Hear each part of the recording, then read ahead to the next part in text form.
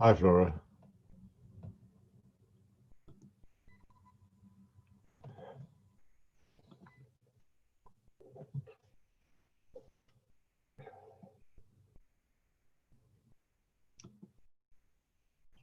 Hi, Flora.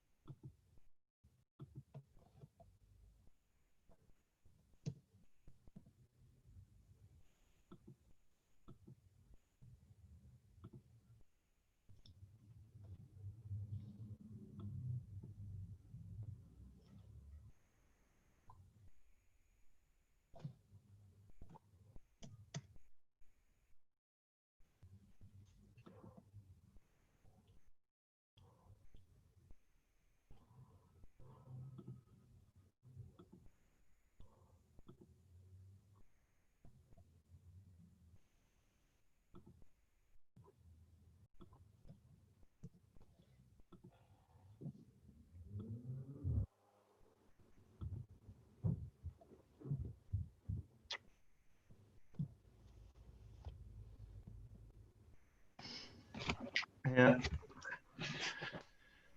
How is everyone? Good, thanks. How are you? Yeah, not bad. I'm just setting up YouTube streams and things, so I'm going to be quiet for a bit. Okay, cool. Sound. Hi, John. You're muted at the moment, John. You should be able to unmute yourself, I think. Okay now? Yeah, great. Cool. How's it going? Okay, but I have to confess I'm quite tired today because I had to go over to Salford this morning and do a session with some Chinese filmmakers who were wanting to talk about the 200th anniversary of Engels' birth. All right, and wow. Of course, there's the Salford connection, so there's plenty to talk about. Yeah, cool. How did that go? How many are you expecting tonight? I think we've got something like 150 registered. Wow. So yeah, something like that, I guess. I think the capacity, Guy will be able to confirm, I think the capacity of the meeting is 100, but we're also streaming on YouTube, so people can't get into the meeting can follow on YouTube and they can ask questions that way as well. Right. But yeah, we started, obviously we used to do these in person in London, but since the pandemic, we started doing them online and we've had some like really good audiences, I guess partly because people haven't got anything else to do at the moment. But. Yeah, true. That's true. I've done a hell of a lot of these Zoom conferences.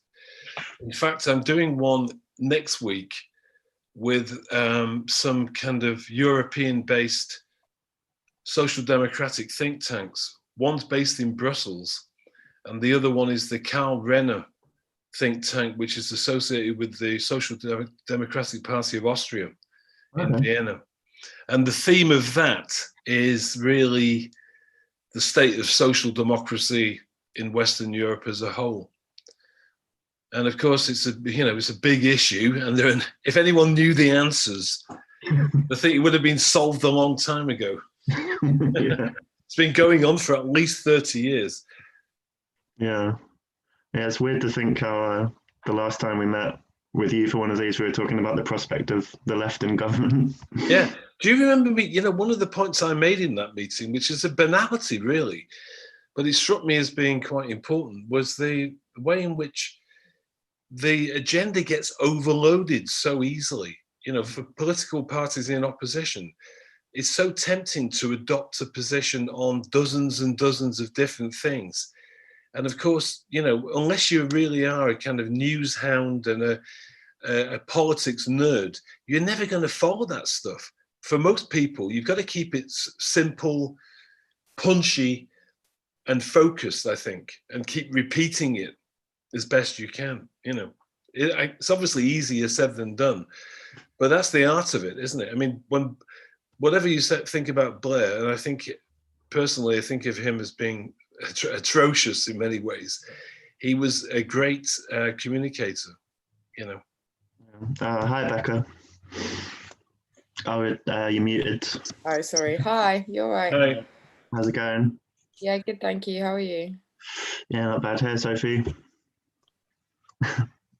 Hey, you're right. Yeah, not bad. How are you? Yeah, I'm good, thank you. Yeah, thanks everyone for coming. Hopefully the format made sense in what I sent. Yeah, if we can keep sort of opening remarks to 10 minutes to keep it tight, and then we'll have plenty of room for discussion. Yeah. I'll give you a little warning in the chat box if you keep an eye on that as well. So we're just waiting for Chris and Barnaby from the panel. Cool.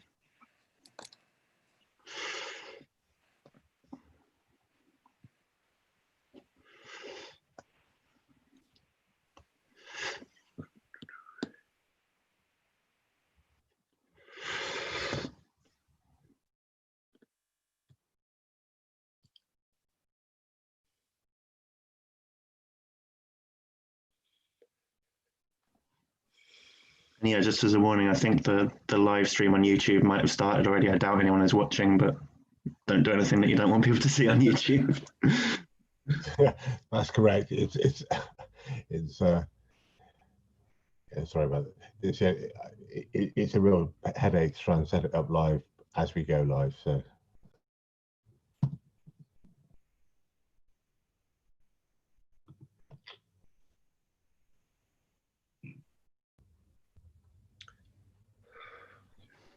Hi, Chris. Hi there, you okay? Yeah, not bad. How's it going? Good, yes, thanks. Thanks for coming. No worries.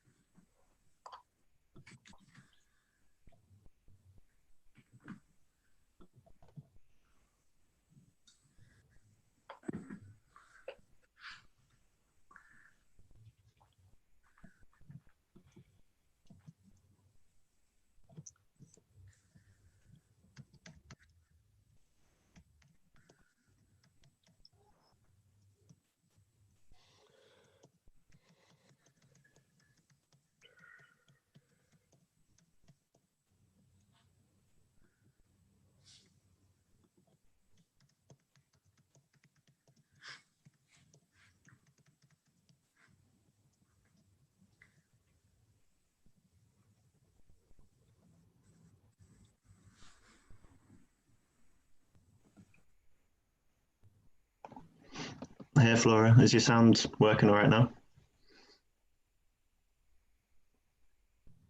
Maybe not. No, it's all good now. Thank you. Hey, how's it going? Yeah. How are you? Yeah, not bad. Hey, Fee.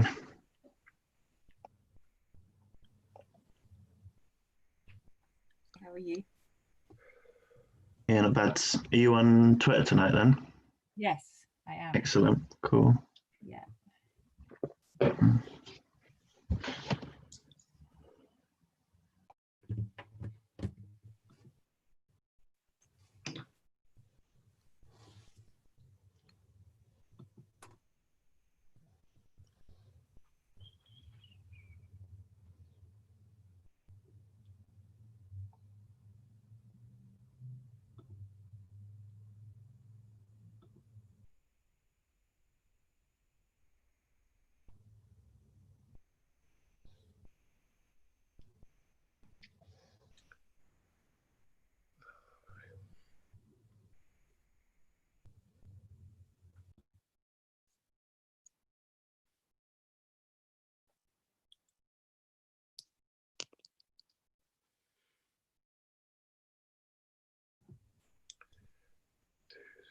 That's on the Barnaby at 7.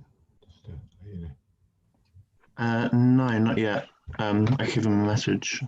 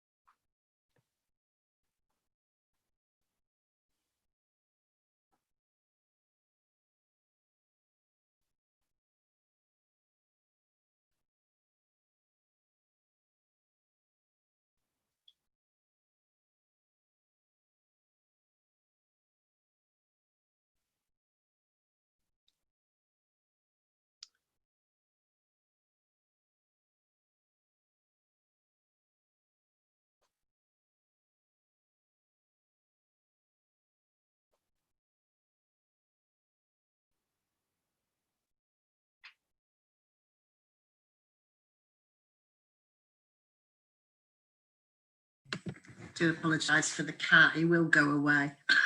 The more I encourage him to go away, the more he stays. I think it's always a never have to positive. apologise for a cat.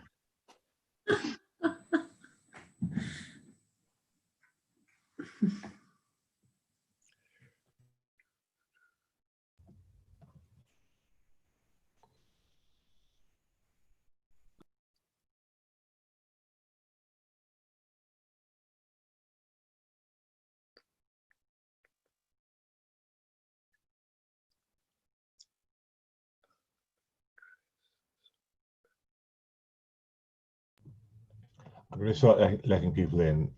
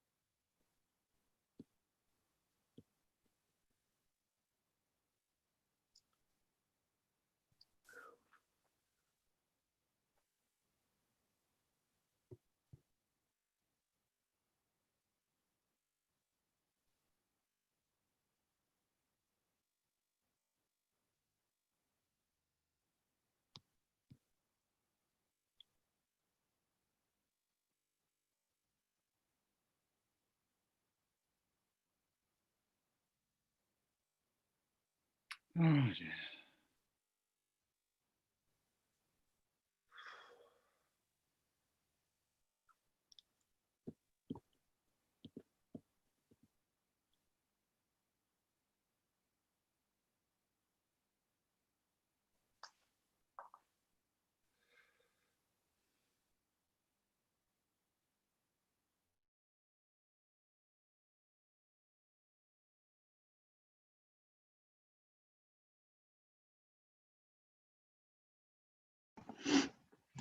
Hey everyone, I'll just give it a couple of minutes for everyone to join and then we'll get going. Cheers.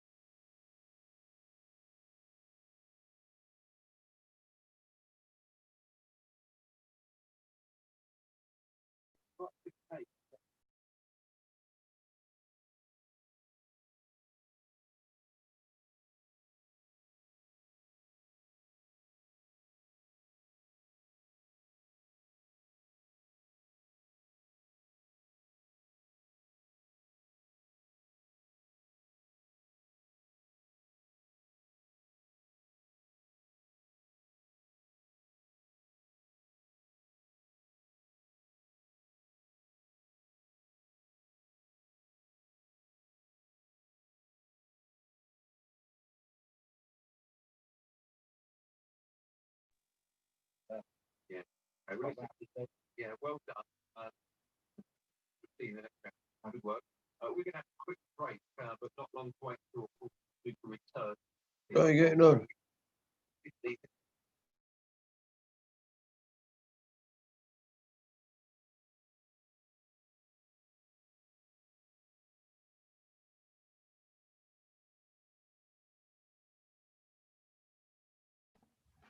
Okay, hi everyone. Welcome back to History Acts for our new programme. I think we've still got people joining, but I'll get going and people can join. My name's Stephen Blaney. I'm one of the History Acts collective and I'm chairing tonight from Sheffield. For those of you who haven't been through a History Acts before, our aim is to connect activists and historians with a focus on how we make history useful for organising in the present. Our topic tonight is one that we've discussed at History Acts a couple of times before. Our first ever session back in 2016, just after the Owen Smith Leadership Challenge, was called Labour's Crisis, and we spoke to activists from Momentum about how the left could consolidate power in the party. Then in January 2018, which now seems like a very long time ago, our title was The Left in Government, and we were discussing the challenges that would face a Corbyn-led government in Westminster after the 2017 election. And now, obviously, after the defeat last year, the election of Keir Starmer, the suspension, and just this minute, apparently, the reinstatement of Jeremy Corbyn, the question we're asking is, what next? And we've got a great panel of activists and historians who we hope can give some answers to that. And we also want to hear from you. So how this works is, first of all, I'll ask our panel to each speak for about 10 minutes each. Our activists will speak first, and then our historians will respond. And then we'll open up to group discussion for the second half of the session. Just in terms of practicalities, if you do want to speak, please write a private message in the chat to me. So just use the drop down to find Stephen Blaney and just write your name and I'll call people to speak in the order that I get names. And if we can keep the chat box at a minimal usage so that we can keep track of what people are saying and people's names for the contributions. We're also live streaming this on YouTube, and if you're following on the live stream, you can also type your questions in the chat box there and we'll read them out. And just to let you know that we are recording this as well, and the video will go out later along with a write-up of the event. We'll also be live tweeting tonight, and if you do want to get involved on Twitter, please do using the hashtag HistoryActs. So I think I'll introduce our speakers sort of before they speak.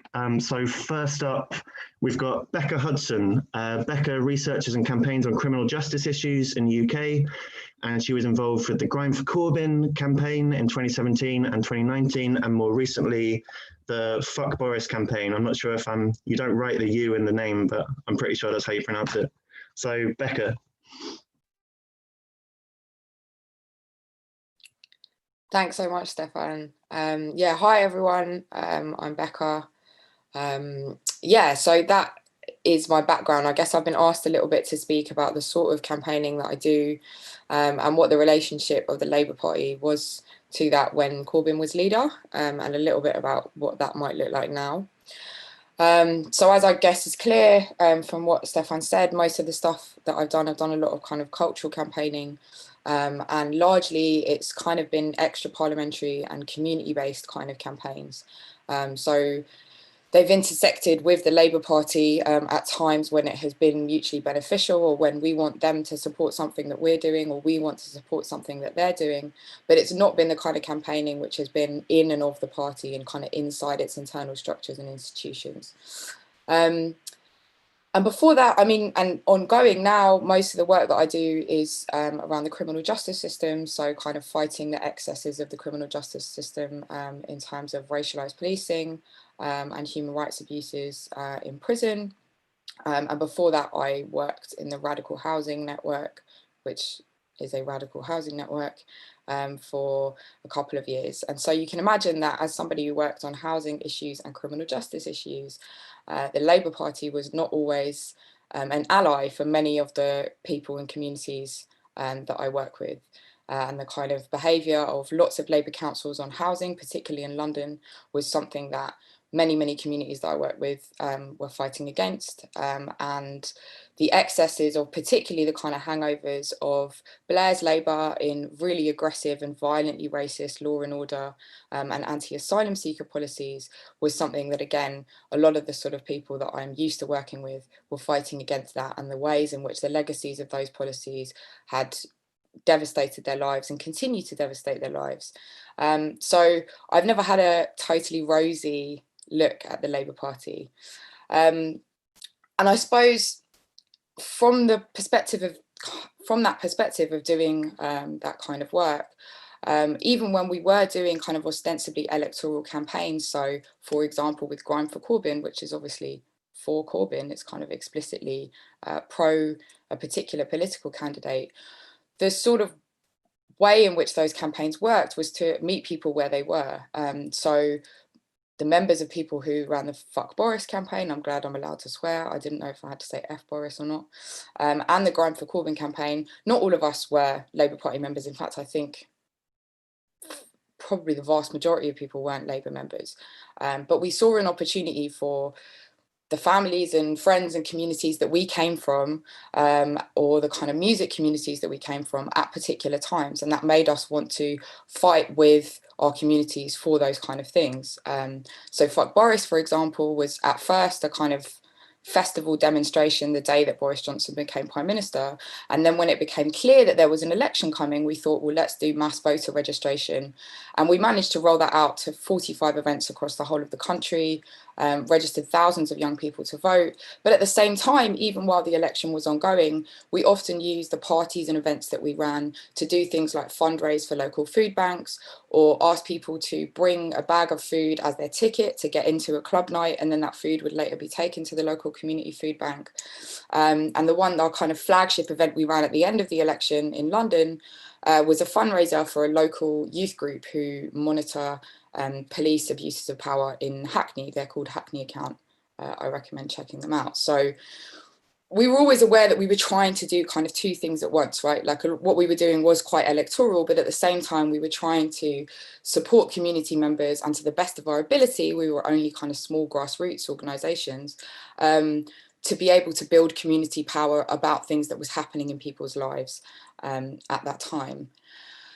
And I guess this has kind of always been my position towards the Labour Party, kind of working with people on what moves them, on the way in which people are being harmed or impoverished in their daily lives, finding accomplices that you can within organisations, and the Labour Party is one of those organisations. It's a vehicle. I think that, you know, it is now clear to us that it's not a vehicle by which the left will be able to take over the British state, but it's a vehicle in which you can have important accomplices and allies for work that you want to do. What does that mean for us kind of more generally? I don't want to be wishy-washy about it, because as I say, we were small voluntary grassroots organisations and campaigns, most of the things that I'm talking about.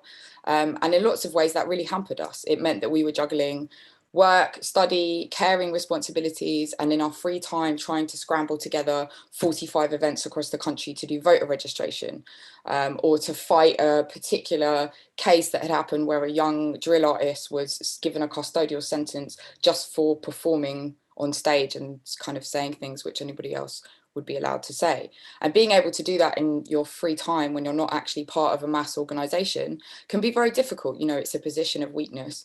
And I don't want to kind of underestimate the importance of organisation as a way in which the left and which, you know, people's campaigns throughout history have been able to achieve victories. I think it's very important, but I think that the Labour Party is probably not going to be that organisation. You know, before Corbyn became leader, the time was kind of recognised as one of real kind of atomisation and weakness. And I guess that was partly to do with the inability of social movements of those times. So in 2010, St Paul's occupation, even the riots of 2011, to become those kind of mass people's organisations. But I think that that just refocuses in terms of where the left is going, our need to be clear-eyed about the work that needs to be done, the level of crisis that is facing this country, how more and more people are becoming impoverished and persecuted by this government, and the level of movement and of people's power that has to be built in order to kind of try and address that. I do think that we've come a long way in the bad sense since a year ago when Jeremy Corbyn was leader. And again, we have to be clear-eyed about what that means for the Labour Party as an organisation in which we have allies and accomplices. So I would be kind of suspicious of calls for the left to continue to plough all of its energy into the Labour Party and its kind of affiliate organisations. But at the same time, I'm not particularly dogmatic about not working with Labour or putting any energy into it at all. I just think that we have to build serious amounts of power, and we have to do it very urgently. But actually we need a blossoming of many, many institutions and organisations outside of the Labour Party and across the whole of our society to be able to meet just some of the crisis which is already here. And as coronavirus's effect continues to kind of push on and on into society, the oncoming crisis that's coming very soon, not to say anything of the climate crisis on top of that as well. I think in that regard, I would say one thing which has helped clarify my thinking around this is No Shortcuts, which is a book by a union organiser called Jane McAlevey. And I would really recommend reading it. Her basic premise is there are no shortcuts, i.e. you can't just take over the leadership of a party which has the kind of history the Labour Party does, win, and then everything's going to be fine, that you have to build power from the ground up. And so that is what my kind of position now when I'm thinking about what the tasks are for the left, is that we have to continue to build that power. The last thing that I'll say is just, I don't only want to think about what this means for us, I also want to think about what this means for the Labour Party. And I think that we can take the US elections as a kind of warning in this regard, that actually we have seen the kind of centrist, aggressively law and order politics of people like Keir Starmer fail and wither away across Europe. I think that although Joe Biden won the US election, you saw the massive increase in votes that Donald Trump got, despite the fact that he had terribly low approval ratings, despite the fact that there was a global pandemic and almost 2/3 of the US workforce is unemployed. And I don't think that that victory of Biden is a good victory at all. He scraped through, and I expect to see a kind of rehashing of almost exactly the same thing in 2024 if Starmer presents the same kind of politics. So I think it's not only kind of our future, but I don't think that the Labour Party has a future unless it's going to push, you know, for the sort of politics that Jeremy Corbyn represents and represented as leader. The kind of socialism that he was fighting for, the staunch anti-racism and internationalism, which defined the entirety of Jeremy Corbyn's life's work, and meant that he was, for a huge number of people, a sign of hope, which they have not seen in parliamentary politics for a very, very long time. So I think, you know, it's not just what it means for us, but what it means for the Labour Party is that they're not going to have any future unless they kind of continue this sort of politics and listen to particularly young people, but also swathes of people across the country who are calling for serious radical change. Right, thanks so much, Becca. Next up, we've got Sophie Wilson. Sophie is currently a Labour councillor in Sheffield and also the chair of Acorn Sheffield. And she was, she was the Labour Party candidate for Rother Valley in 2019. Sophie. Thank you, Stefan. I'll just start by telling you guys a little bit about me, because I've never spoken at an event quite like this before, so thank you for inviting me. Yeah, I'm a councillor in Sheffield. I'm now the chair of Acorn Sheffield. I was previously involved on a national level. I was on the national board until recently, and I am the ex-parliamentary candidate for Rother Valley. So I was the candidate in the last general election in 2019. I don't have a political background or anything like that. I've never studied politics. My family is not particularly political. I didn't grow up, talking about politics, but I did definitely get heavily involved in Labour because of Corbyn. I did campaign in 2015 and I did join the party straight after that, but I definitely got as involved as I am now because of Corbyn. I grew up on a council estate on free school meals, and it's definitely my experiences in life what led me to be political. And it was the 2015 leadership election that, in a similar way to what Becca was just describing, I finally connected with politics, and finally I could see policies which I believed in, forever and have been talked about, finally being shown in the mainstream. And these, were basic policies, in my opinion, like nationalisation and wealth redistribution via taxation, and generally just a fairer society. But finally, I could see a politician who wasn't interested in pandering to the right in a futile attempt to ride the middle ground for votes. Someone who truly passionately believed in what he was saying and wasn't going to play politics, which, as we know, has damaged the trust that many voters have in politicians for so long. And I voted for Corbyn, and I finally realised that this was a movement. So the kind of the momentum movement, a lot of the other movements that were kind of growing alongside it, this is something that I can actually throw my whole behind. And my story isn't unique, none of it, not at all. This was replicated up and down the country. Thousands, if not hundreds of thousands of people probably have exactly the same story about how they got involved. I became a councillor in 2017 and got involved in various left-wing groups and campaigns, one of them being Acorn and the Orgreave Truth and Justice campaign, loads of others that were going on alongside the Momentum movement. And eventually I was selected as a parliamentary candidate in Rother Valley. This was the seat I grew up in. I went to school in it. I had family and friends and a life in this seat. And Labour had never lost it in the 103 years since it was created. This is actually the constituency that Orgreave is located in, and the rest of it is basically a cluster of mining villages. So it is truly a red wall seat. It is the most stereotypical red wall seat I can probably think of, actually. And like I said, we've never lost it in 103 years, but in 2019, we lost it for the very first time. We lost it to a Tory from London who had been here all of about 4 times since the short campaign period began. So the question I keep asking myself, and I have been doing for the past year now, is why did this happen?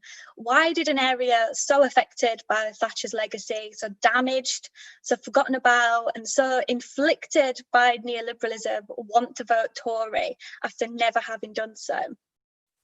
And I think that those reasons are actually exactly why we lost it. It was so affected by Thatcher's legacy. One of the big things that I was running a campaign on were the miners' welfare, which were being sold off by the trust that owns them now. Which basically meant that there was no community spaces in the area, so there was nowhere to organise. We actually found running the campaign quite difficult because of the lack of these spaces. There was just nowhere to meet, and that was us actually trying to put the effort in and organise something. Think how hard it is for a community to organise, you know, on issues as they're coming up. It is near on impossible, and so that just seems to have disappeared over the past 20, 30 years. There's not really a variety of opportunities, especially for young people who are moving out in their droves. A lot of my friends now don't live in the area, and that's not because we don't like the area. We don't have a disdain for it or anything like that, which seems to be accused of us a lot of the time. It is genuinely because there's just not much going for us. I had a series of 0 hours contracts in the constituency, and I could see, you know, staying there, we were going nowhere. And it's not the thinking I had when I was younger was not that, oh, I need to move out and move on. It was always that actually we need to fight for change, we need to fight for funding.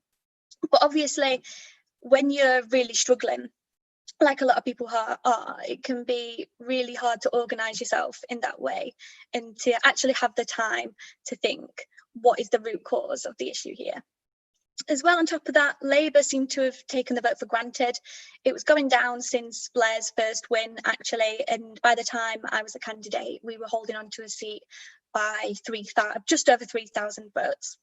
And none of this breeds confidence in us, and it doesn't breed class consciousness either, and it doesn't breed the will to fight. So really the conditions of the area were not set up for us to win. They were not set up for, you know, an uprising of people saying, actually, I'm done with austerity, I've had enough of this, and actually Corbyn's policies are going to improve the area, might well improve my life. We just didn't have the conditions, and I think before we get to that point, the left needs to focus on changing that. And of course, I don't want to forget about Brexit either. We did sit on the fence with our policy there, and again, that did not create confidence in us. It came up on almost every single doorstep, and it wasn't just a Brexit vote, it was an anti-establishment vote, and that was a sentiment which had been brewing for some time after being let down so many times, and it was a sentiment that nobody really bothered to pick up on. Even the left didn't really tap into it. We built our bases. When I was talking about the Corbyn movement, kind of momentum and all the other groups alongside that, we tended to build our bases in metropolitan university city centres. And I'm not going to buy into the metropolitan elite trope at all, although many people in the red wall seats do. I think that is wrong, and I don't think it is wrong for us to campaign there in the way that we do. There is a vast amount of inequality in those areas, but it is a completely different playing field to the red wall seats, and we need to campaign differently and apply different tactics and think differently, basically. And the red wall seats under the current system, first past the post, we do need these to win, and we do need to take that into account. And I think actually we didn't, and that was a mistake, not just of the Labour Party over the past 10 years, but a mistake for the left as well. So when we look at what next for the left, I think we need to not just look at what Labour have done wrong, because I'm sure everybody in this meeting agrees, you know, that Blair was a neoliberal and didn't take the opportunity to change things for the better in the way that many of us would have liked. But actually, what did the left do wrong too? We've never had discipline as a movement. That seems to be, from my perspective, from egos, stitch-ups, backroom deals, etc., often seem to get in the way. And we didn't expand outwards into these areas and address these issues, like the lack of community spaces. We were so busy engaging with the right of the party on their terms that we didn't move outwards, and in many cases we didn't even realise that we might have to. So going forward, I think we do need to recognise that we're in a completely different ballgame altogether. We've now got a few places on the NEC, but this is vastly reduced from a few years ago. But we do have Starmer as leader. And I'm in a similar position to what Becca was saying, in that I do agree that the Labour Party is important, and I'm definitely going to remain a member, I'm going to remain a councillor, and I'm going to keep on fighting. And, you know, I encourage anyone else on the left to do the same, because we're really going to need people for selections, which are very important, in getting left-wing candidates to actually enact a lot of that change that we want to campaign on the ground with. But I do think community organising is going to have to be the way forward. We need to build that base for the next election. And whilst this is a crisis and we need to act fast and campaign on immediate issues, we do need to think in the long term as well. So at the next election, I want voters to be in the same position that I was when I saw Jeremy Corbyn. I thought, actually, they're policies that I've been talking about for years, and that's why I want to vote for him. It wasn't something new to me. I was already at that stage. Like Becca said, that was where I was already at. That's where I was already at, and that's why I voted for Corbyn. And I think community organising is the only way to get the rest of the community at that stage as well. So I'll talk a little bit about Acorn, and fighting on everyday issues is our bread and butter. We fight on campaigns that we can win. We assess our own power, who has the power to grant what we want, and we look how to force that hand. And we do this usually through collective action. A lot of what we focused on over the past few years has been housing, renters' rights, so the type of collective action I'm talking about is, physically stopping a bailiff from carrying out an eviction. And every time I do that, I see the power that we have collectively, and I think the rest of our members and people on the street and the people that we fight for see that as well. They suddenly get the feeling that change can happen collectively, and when we stand together, and that actually the status quo can change, which I think is what a lot of the Brexit and the Tory vote was about in 2019. People just wanting a change and thinking Labour, Tory, whatever, it's been the same for me for decades. And we need to show that actually things can change. And I'm not talking, go around the houses and talk in very academic language and talk where we're at. But again, like Becca said, talk where they're at and say, what is the issue in your community? What would you like to change? And I think that's the only way we're ever going to move forward as the left. Like I said, I do think that the Labour Party is the only way to democratic parliamentary socialism under the current system. So it is very important, but we've got to do that groundwork before we can ever win a left-wing government. I just don't think it will ever happen without that groundwork done. And up until for 2017 and 2019, we had not put in that work.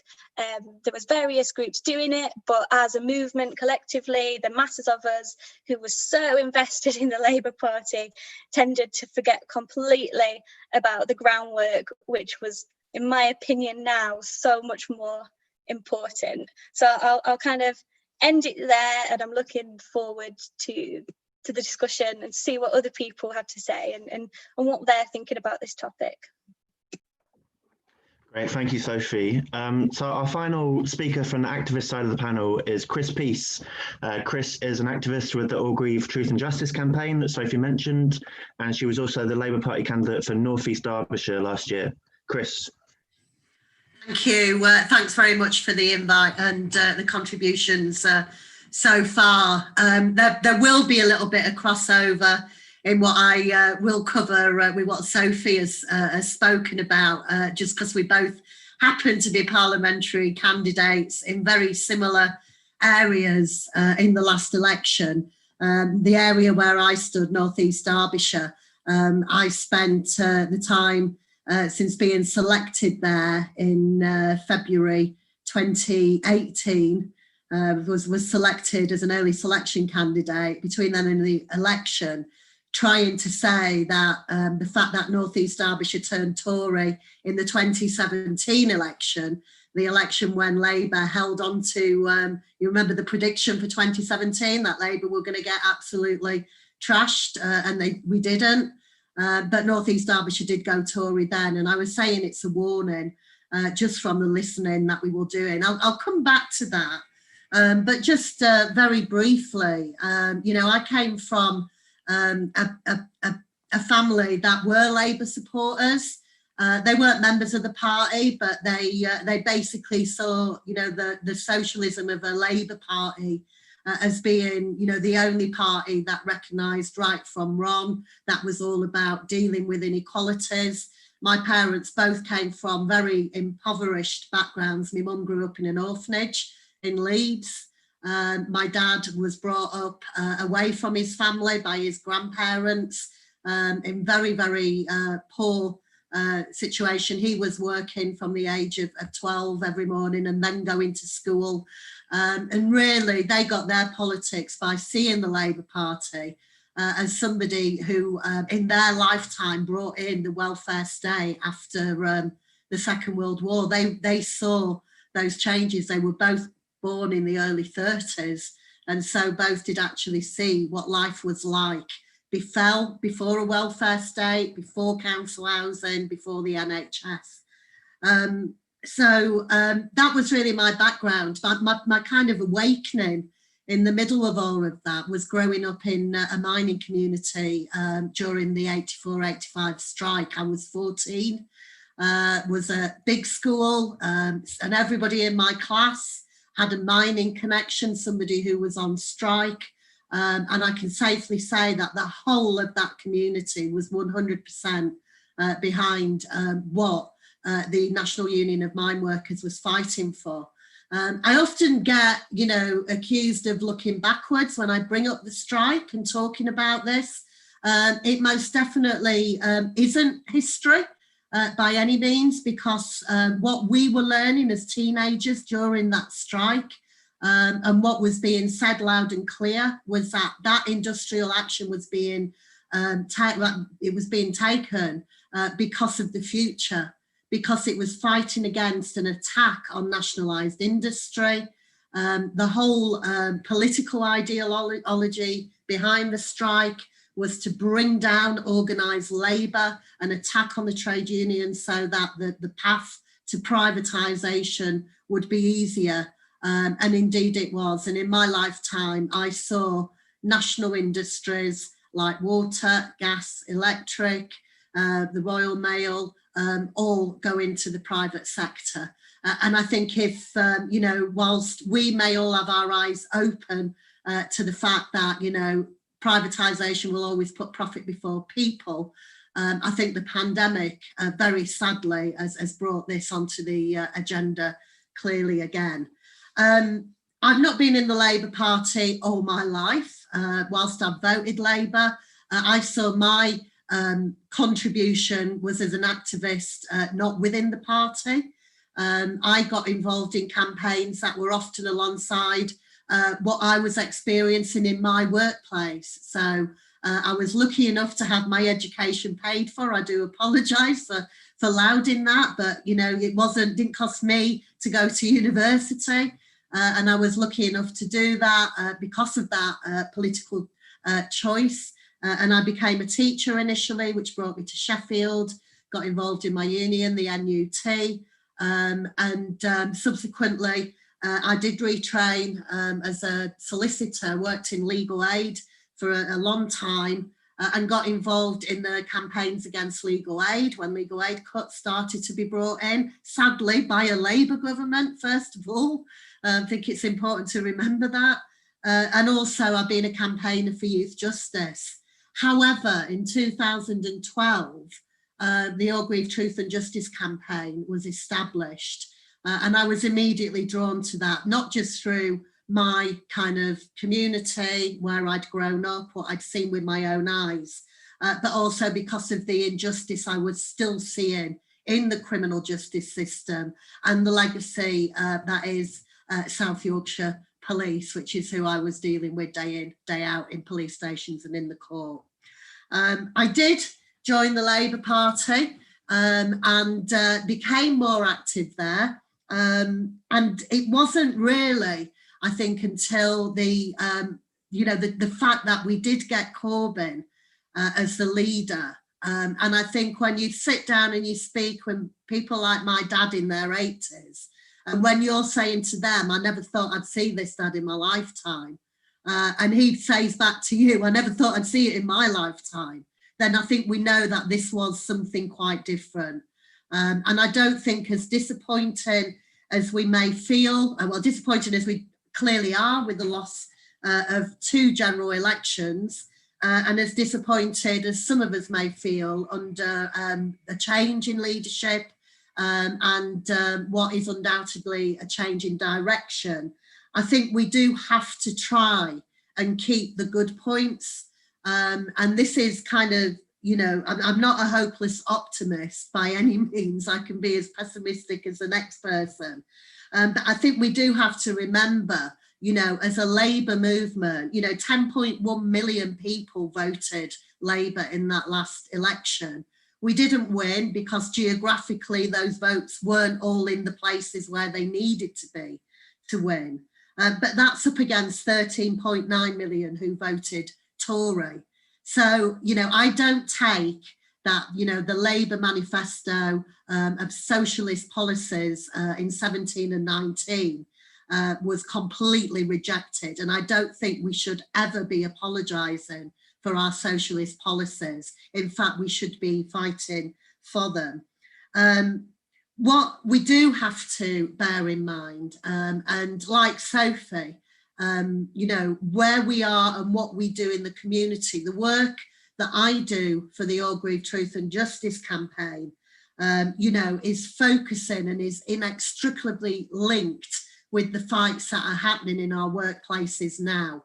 I made that connection at the beginning, but we have to look in these areas that we lost to the Tories, ex-mining areas where organised, skilled, decently paid labour has been replaced with insecure work on 0 hours contracts that isn't organised, and it's often on the site of ex-collieries as well, just to make it even more striking. You know, this is where I think we need to make a connection. And I've always been a trade unionist, and I am not saying that trade unions and all trade unions are perfect by any means. But what we have to look is how we organise in workplaces, but how the link with our communities is made absolutely clear. If there's a workplace in our communities where bosses are treating their workers badly, then it is the duty of us as activists to bring that to the awareness of people in communities, you know, and that is a very, very powerful thing when workplace organising and community activists actually come together. It's very powerful because it sends a message out, one that isn't necessarily a Labour Party message, because it's not necessarily organising within the Labour Party. But I tell you what, it then has an impact on what the Labour Party does. I don't see Parliament as the driver of social change. Parliament acts when it's absolutely forced to. And that's where we need to think. We need to keep the pressure on our Labour Party MPs, but we shouldn't be looking for them to be the driver of change. And that's within the party. You know, the membership within the party is the Labour Party. And if it's made perfectly clear that this is a demand from people and it's the right thing to do, then those policies will stay there. I said we shouldn't be apologising for wanting to have, you know, policies that treat, directly manage and change, not manage by any means, that's the wrong word, but change, you know, the vast inequalities that we have. We shouldn't be apologising for that, but we need to give people something to actually build their hopes on. It can't be an abstract thing. It's got to be something where people see that making a difference in their workplaces, in their communities, for their grandkids, you know, and that's where I see my activism and my energy going at the moment. The Orgreave Truth and Justice campaign was not Labour policy at all, but by pressure, we are now policy that there will be an inquiry. And I take my hats off to other justice campaigns, like the campaign against blacklisting, like the campaign for Shrewsbury, like the campaign and the inquiry that's ongoing on spy cops at the moment, those things didn't just get handed down by the Labour Party to become policy. There's because we had supporters continually raising the point, and therefore there is no choice but to make it so. So that's where I see my activism. I will just give 2 quick shout outs at the moment because I think it's very, very important. First of all, there is a bill going through the House of Lords, the Covert Human Intelligence Sources. This sadly was abstained on by the Labour Party. The Orgreave Truth and Justice campaign, along with other justice campaigns, have made it perfectly clear this, wasn't welcome. We want to see the end of that, because I tell you, it goes a lot further than we have ever seen in terms of actions. And this is an action for any activist needs to be whipping up support against, because it gives a right for people not only to infiltrate political, social and justice campaigns, but to commit crimes and to have immunity for committing crimes against activists in doing so. And secondly, I would just say to keep an eye on what is happening in the spy cops inquiry, public inquiry at the moment. There are some very, very dedicated activists who have suffered the ultimate betrayal by the state, who are standing up and fighting back. But even so, it's still proving very hard. So please, if you follow what they're doing, and give them support on social media. So I'll end there, and I really look forward to the discussion. Great, thank you, Chris. So we're going to move on now to our historians. So our first speaker from that side of the panel is a returning History Acts guest, and it's John Callaghan, who is Professor of Politics and Contemporary History at the University of Salford. John's written extensively on the history of politics and socialism, including histories of the far left in British politics and of the Labour Party and foreign policy. So, John. You're muted, John. Yeah, can I say right at the beginning that I've been really interested in the 3 speakers. Everything that you've said, it's absolutely impossible to tie all that lot together and to come up with something neat and coherent from history. So I won't even attempt that. It would be patronizing to try and do that. Let me just tell you something about myself. I was born in 1952 in Gorton on the east side of Manchester. That was a wholly working class area. It was actually, for a while, it was the biggest constituency in the country by population. It always returned Labour MPs. Nobody else had a chance. As they used to say, you could have put up, a pig with a red rosette on, and it would have been elected. Such was the nature of the partisan identification at that time. The area was based on engineering mostly, a lot of heavy industry, male dominated, of course. And that was all blown away in the course of the 1970s. It was deindustrialized, there was slum clearance, so we had to move because our houses were bulldozed. The place looked like, in fact, the whole of East Manchester looked like Dresden after the bombing by the end of the 1970s. It was completely flattened. Now, why do I mention all of that to you? Because the first 18 years of my life happened to have coincided with part of what is now called the golden age of social democracy, right? This is when the Labour Party and other parties of the Labour Party type were supposedly at their strongest, at their most successful. But if you look at the facts, and it came as a surprise to me, if you're born and brought up in a working class community, like these red wall constituencies that 2 of you have been speaking about, you can imagine the whole world is like it is in your neighborhood. It came as a big shock to me when I first discovered, when I was about 19 years old at university, that 1/3 of the working class always voted Conservative. This was in the golden age of social democracy between 1945 and 1970. And in this most successful period for the Labour Party, how many years was it actually in government? It was in government just half the time, 12 years out of those 25 years. And some of its successes, like the one of 1964, were skin of the teeth things. The Labour vote in 64 was about 1% more than the Tories. This was when Harold Wilson first became Prime Minister. So what I'm saying now is this: don't romanticize the past. Let's remember when things were as grim as they could possibly be: mass unemployment, the rise of fascism. A majority of the British working class voted for the national government, which was effectively the Conservative Party. That's in 1931 and 1935. So we make a big mistake from the outset if we imagine that the working class vote is somehow automatically a Labour vote.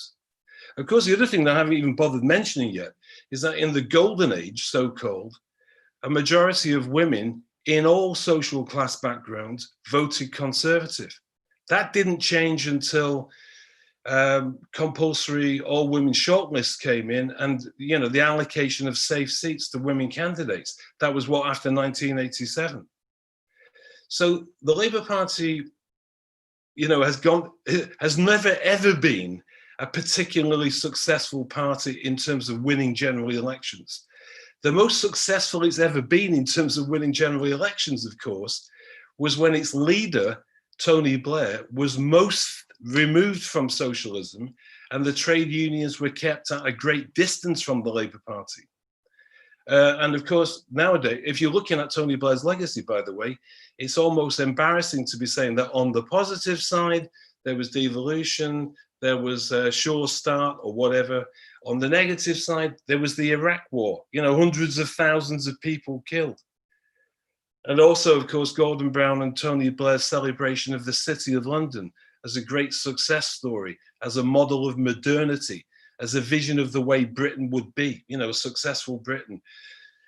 So I suppose one of the things I would say then is that we can easily imagine, because it's there in the history books, times that were as bad as this in terms of the weakness of the left.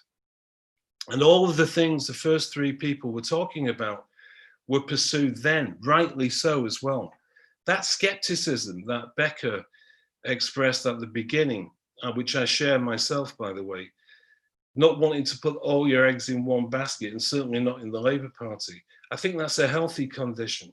And I think I could detect that in the two Labour Party members as well, in the sense that there's not a kind of blind loyalty anymore. What you're doing is fighting for particular policies, for a particular approach, and I think that's right. And also, you're not putting all your eggs in the same basket in the sense of thinking that the only fight is to somehow engage with intrafactional stuff inside the Labour Party. That way, I think, is complete sterility. That's like reproducing among activists the Westminster bubble, where all the politicos spend all of the time worrying about each other, fighting against each other. So I think it's really a healthy sign that people realize broad-based coalitions are required, pressure group activity, community-based activity. You're absolutely right. All of that kind of stuff is required. And it's also always been true in the past. People have done all these things in the past. And of course, I probably don't need to remind you of these more recent things, but if you look at some of the great changes that have taken place in left-wing politics, if only since the Second World War, nearly all of them begin on the extra-parliamentary left. All the great new ideas, the risk-taking ideas, the risk-taking methods, they begin usually outside of Parliament, don't they?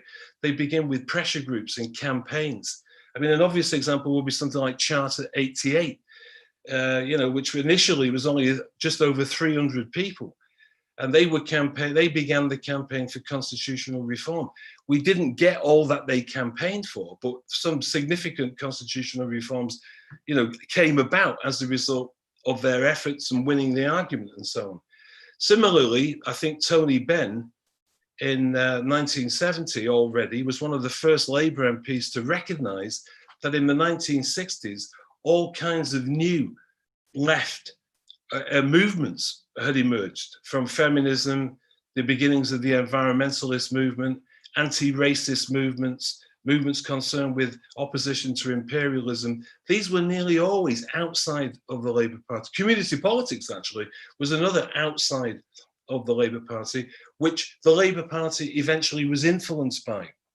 So I think, you know, the sensible view is to not be saying it's either this or that. It should be both. And similarly, since you raised the issue of there are working class constituencies, so-called red wall constituencies, where the focus is now. And you're probably all aware of the fact that there's a story now to the effect that the working class in those areas is affected by what they call a pessimistic nostalgia, right? So if we just unpack that for a moment, what is this pessimistic nostalgia? The supposition is that working classes in those areas can remember a time when they had secure jobs, relatively well-paid jobs, strong trade union organizations, maybe a sense of community, and even maybe in some cases, a sense of masculine pride that came from those particular circumstances. And there's a nostalgia for all of those things. It's suggested that in the American case, the very way Trump behaved, that macho way he behaved, was something that actually appealed to men in that, you know, in those areas afflicted by this pessimistic nostalgia. But this is a story. And one of the things that I think everyone should always remember is that theories about what is going on are always, at the best, approximations to reality. They're never a perfect match. And it's a big mistake to be seduced by whatever the fashionable theory of the time is. And I'll give you an example of this from history. In 1959, Labour lost its third consecutive general election. And the Labour Party leadership panicked. Hugh Gaitskell and co believed that this was evidence that a section of the working class, a big section of the working class, was becoming more middle class in its outlook, aspirational, individualistic, consumerist, etc., and was buying into the Tories' vision of, you know, an expanding economy, and you've never had it so good. That was the way Gaitskell understood the defeat of 1959. And there was talk, panic-stricken talk, about the need to change the name of the Labour Party, to distance the party from the trade unions, to get rid of socialism, especially Clause 4, because all that was old rot, you know, which no longer had a purchase. And in fact, there was a guy who wrote a book called Must Labour Lose, with a question mark. And the strong implication was, yes, it must lose if it doesn't change its ways. This is 1959. Now, just 5 years later, Labour won the election, a small majority, admittedly, with Harold Wilson talking about 13 wasted years of Conservative Party misrule. In a 5-year period, we're supposedly going from you've never had it so good to a perception widespread that it was 13 wasted years. So it's a warning, don't be seduced by whatever the fashionable theories are, especially if they're inclined to make people feel pessimistic and give up. Because of course, that is one of the things the right always wants us to do, is to pack it all in and stay at home. So can I just finish there? Not because there's nothing more to say, but because there is so much more to say, it'd be a good idea to let somebody else say it. Great, thanks, John. And yeah, just before I introduce our last speaker, after this, we'll move on to the group discussion. And just a reminder, if you do want to speak, send me a private message in the chat just with your name. And when we come to discussion, I'll call people in order. I've already got a couple of names, so I think there'll be a lot to say, as John says. So our final speaker on the panel is Barnaby Rain.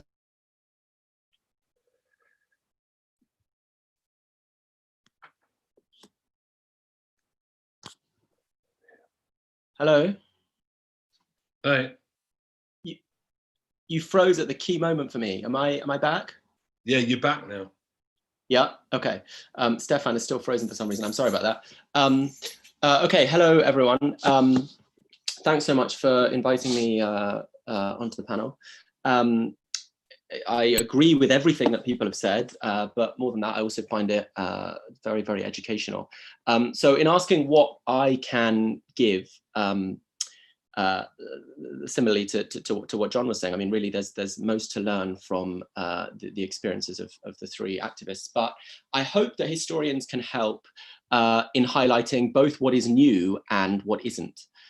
So I want to speak about some forgotten lessons from 20th century socialists thinking about the Labour Party in Britain, not in any great detail, but just kind of broad brush why they might be useful, as well as suggesting that this is quite a new moment with quite distinctive challenges. So I want to think about some forgotten things from past that are not so different, and then also those ways in which this moment is new. So I want to start with an experience. I had a strange experience just after the miseries of the 2019 general election defeat. So I work half the year in America, half the year in Britain. And I was going back to America just after Corbyn had lost, and it felt like this strange moment of not just 2015 to 19, but really 2017 to 19, that weird brief moment where suddenly the pundits had to stop laughing at us and begin to take us seriously, because it was really possible that we might be taking state power soon, and these people that they'd always regarded as deranged actually were sort of entering the mainstream, and this wasn't just a blip in the Labour Party. They'd proven in 2017 they could do well electorally. So that 2-year mirage, as it later felt like, after that night in December 2019, I was coming off the back of that high and off the kind of misery that followed it. And then I go to America, and lots of my friends there are really excited about Bernie Sanders, because it was just when Sanders was kind of heating up in the primary in the run up to the Iowa caucuses. And I sort of shared my depression with a friend and said, you know, this isn't going to go anywhere. You shouldn't put all your eggs in this basket. And he said, well, think about our workplace. I work at a university, and we are involved in unionizing. And we faced a battle for many, many years as graduate students, PhD students who teach to get union recognition. And partly we faced that battle because the president appoints something called the National Labor Relations Board in America that has a lot of power over whether to recognize you as a worker who demands, who gets union rights. And so my friend said to me, you know, we face battles every day to raise signatures on our petitions, to persuade workers to come out on strike, to persuade them to vote for strike action before we can even do that. All of these tiny battles that occupy our day-to-day lives. If only we took the White House with someone who's like us or who sympathizes with us and stuffed the National Labor Relations Board with pro-union people, it would be like, and I remember the phrase my friend used, it would be just like flicking a switch from the top that would change, and everything would tumble down and change from below. And it seemed to me in that moment that this was a very seductive and very dangerous, you know, coming off the back of defeat in Britain, potentially quite dangerous avenue. I was thinking about this today in the midst of Corbyn's EHRC response. So, you know, Jeremy Corbyn released a statement, got him in trouble the day of the EHRC. And then today, in what looks like a deal to get him readmitted to the party, he's willing to kind of roll over and go back on much of the substance of what he seemed to be saying in his original statement. Why? Because it can get him back into the Labour Party, one presumes. And so Labour Party membership card means a very great deal. And I think it means a very great deal. It might seem strange that someone who a few months ago was on the verge of becoming Prime Minister, he might have thought, could now be so sort of humiliated and abandon his dignity in this way, it might seem. But actually, I think those two moments are not so alien, they're really connected. It's the fact, the kind of drug of this thing is the idea that maybe one day, if you play it right, you can just walk into the halls of power and flick that big switch from above and change everything. I think the danger is that that keeps you in and keeps you loyal in an operation in which it's actually very, very difficult for you to succeed. It's worth remembering the very, very strange historical exception of Corbynism. Not since possibly George Lansbury in the early 20th century has there been someone really from Labour's radical left flank who has actually led the Labour Party. And many socialists in Britain talked about the debates around Corbynism. The most recent comparison people drew was to debates around Tony Benn in the 1980s and whether socialists should join and be involved in the Labour Party to support his deputy leadership campaign. That was a deputy leadership campaign. It wasn't even a campaign for the party leadership. So it's important, I think, a first lesson, a historical lesson, is to think about the exceptional nature of Corbynism as a moment in which socialists from the Labour Party, you know, Tony Benn used to say that the Labour Party is like the church. There are some Christians in the church, there are some socialists in the Labour Party, they're not the majority.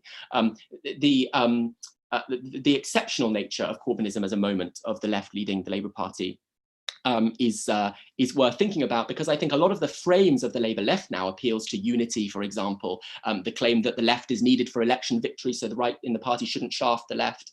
These seem to me like various kinds of wishful thinking that overstate the actual importance of the left in the party and how much Starmer can afford to alienate them. So it's worth thinking then about some specific problems of Labourism. Ralph Miliband used to say, point out that the Labour Party was one of the only, I think the only party in Western Europe whose name, left party, whose name didn't even name any kind of ideological tradition. It wasn't a socialist party or a social democratic party. Its name only labelled a demographic. So it's worth thinking about the specific problems of Labourism as an orientation that has always had socialists very much at its margins until Corbyn's rare moment of leadership. And it's also worth thinking about a broader problem of the seductions of a left reformism that says we can just flick a switch from above, and so hides the fact that in truth, the ability to get to a position where you can flick a switch from above tends to depend on lots of movements, as others have said, building strength outside Parliament. So if you want a history of the run-up to Corbynism, it's useless, really, looking at the struggles of the Labour left in the last 15 years, or it's not that helpful. The real sort of build-up to Corbynism was the 2010 to 15 period of a series of social movements that seemed to fizzle out and end in failure, beginning with the student movement in 2010, and then Occupy and UK Uncut, and then what do you know, and pension strikes, for example, in 2011 that really fizzled out. And then what do you know, what are the big items on Corbyn's agenda? The most expensive election item in 2017 is free education, the central demand of the 2010 student movement. The language is all around tax avoidance from Occupy and UK Uncut. And of course, unions being brought back in and the public sector being celebrated opposing outsourcing and demands that clearly fizzled through from the failed public sector pension strikes in 2011. So similarly, in Spain, Podemos came out of the Indignados, the movement of the squares. In Greece, Syriza went from nothing to being a serious electoral force because it took a decision that even other left parties didn't take to support anti-austerity revolts in the beginning of austerity in Greece. France Insoumise and Mélenchon in France was built on the basis partly of pension strikes and antagonism that happened on the streets beyond Parliament. So there's a specific problem of Labourism. There are broader problems of kind of illusions in left reformism that I think would forget the degree to which we depend on politics beyond just Parliament in order to sustain parliamentary politics. That said, we now face problems for the left beyond Labour as well as in it. So I'm struck that debates about whether to be in or leave the Labour Party, and I agree with, I think, what everyone's kind of hinted at, that this can be a bit of a red herring, this debate for socialists.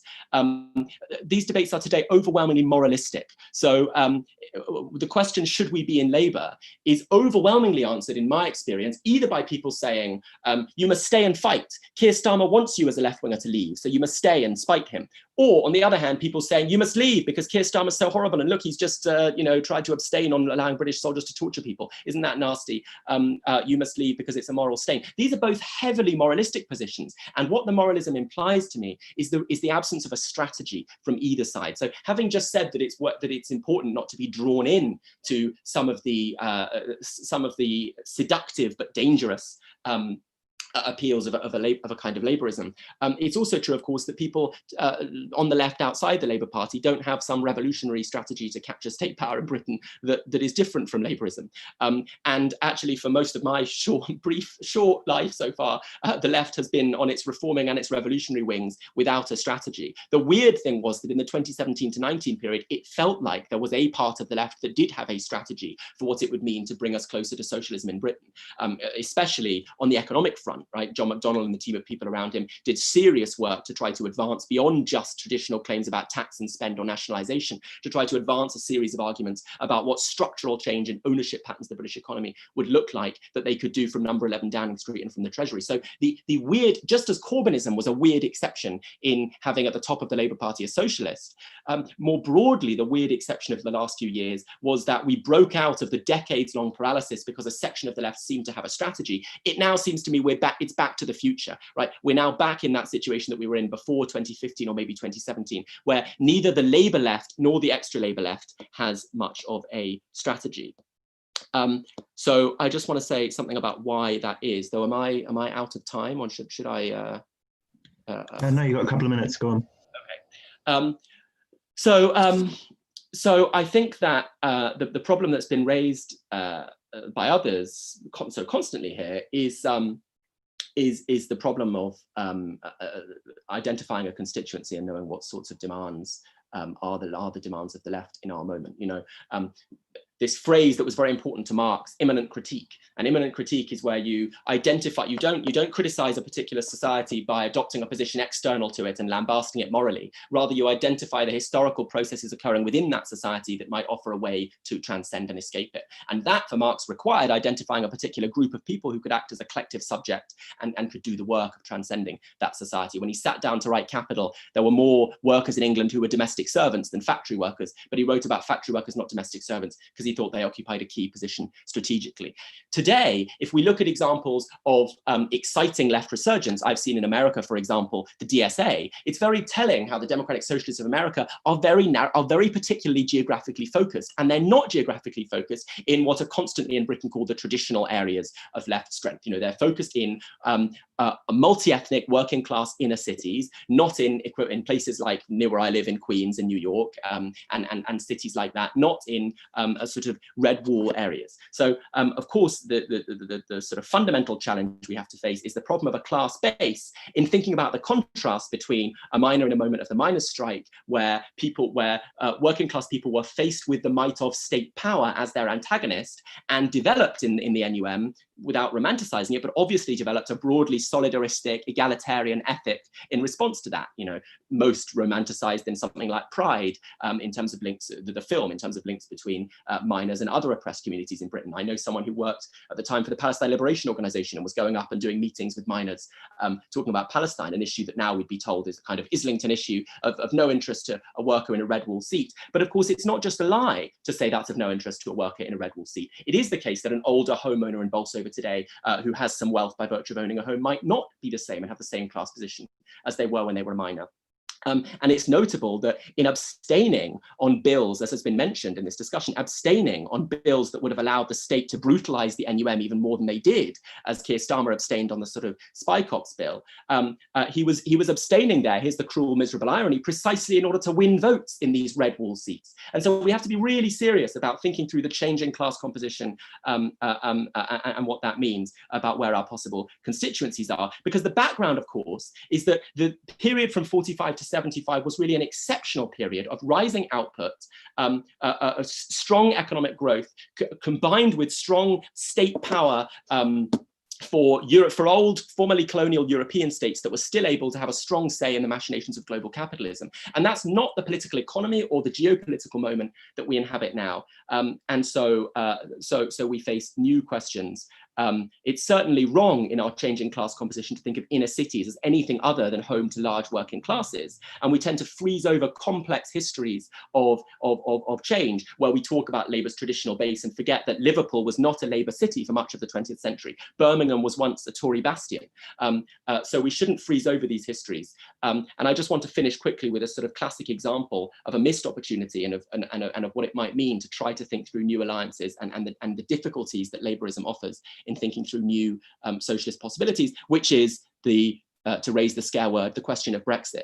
So it seems to me that both Labourism's distance now from some of its traditional base and its historic adherence to state apparatuses prevented the Labour Party overwhelmingly from being able, and boxed Corbyn in, to an inability to make a left-wing insurgent campaign that treated the European Union as a concentration of power loathed by people who felt that power was distant and bureaucratic and didn't respond to them, and to treat it as a concentration of power that cared little about people in Hull, and also cared little, frankly, about people in Tottenham, and certainly cares little about migrants who it drowns in the Mediterranean, or about people who use the NHS that it wants to privatize with TTIP.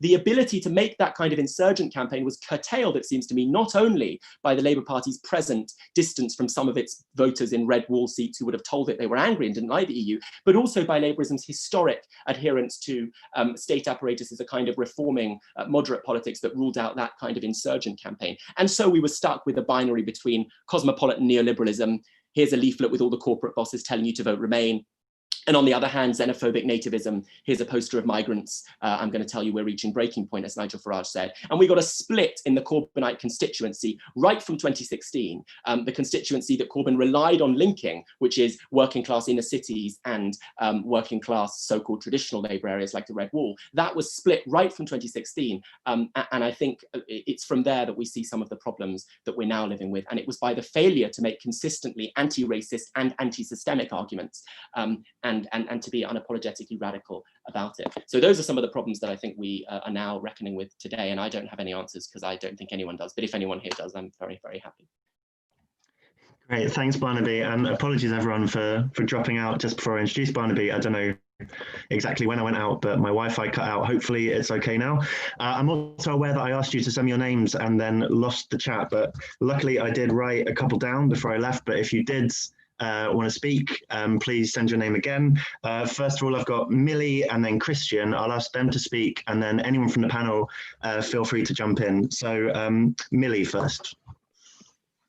Hi everyone. I'm a trade union rep and housing activist from the working class inner city. I'm going to call myself that all the time now. I like that description that was just used. All right, I got two questions. The first one is a bit like the thing about the big switch in the White House. So people are talking a lot about community organising, also workplace organising. I think that these are very different things from being a member of a political party, because the demand on you, the person, is so much more demand on you. Like the organisations, you have to build them from scratch often. That the time, the energy, personal risk involved, maybe losing your job, I mean, this is not an attack on people who put a lot of energy and hope in political parties at all, but like part of the thing that bothers me is that the thing of the political party is in a way of the outsourcing of that, and that's part of the problem, I think, isn't it? That basically people find it really, really difficult to build up a union branch or a local housing group, or like, and sometimes I think people talk about, oh yeah, we need to organise, but I think we need to like really grapple with this difficulty. That's my first question. Right. My second question is, okay, so I'm from London. So what can people do to support community organising in these places where people feel unsupported? People like me, I don't live there. I've never lived there. I'm not from there. It's a really long way away. What are people saying that we could actually be doing to support them concretely? Not party politically, but in terms of community organising. Great, thanks, Millie.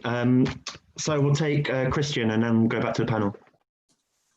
Thanks, and thanks to the whole panel. It was really, really great and really good sense of realism, all the speeches. And I'm Christian. I teach history at Brighton Uni, so I suppose I'm slightly more in the history count, although I'm probably going to be on strike to defend IT lecturers' jobs, IT workers' jobs at the uni as well. But anyway, my points were about a question about kind of thinking about socialism and the Labour Party and a bit more, because it seems to me we need to be even more realistic about it, or whatever, more tougher a sense, because we have to see, I think, the Labour Party, Chris, I think it was talked about socialist policies within Labour, and or with Corbyn having that. And I think we have to be more realistic. I think we say, look, at good social democratic policies Corbyn put forward. I mean, like getting rid of tuition fees, but essentially that's going back to what existed under John Major, before Blair. It's not that amazingly socialist just to have free education, where it sounds really radical and socialist now.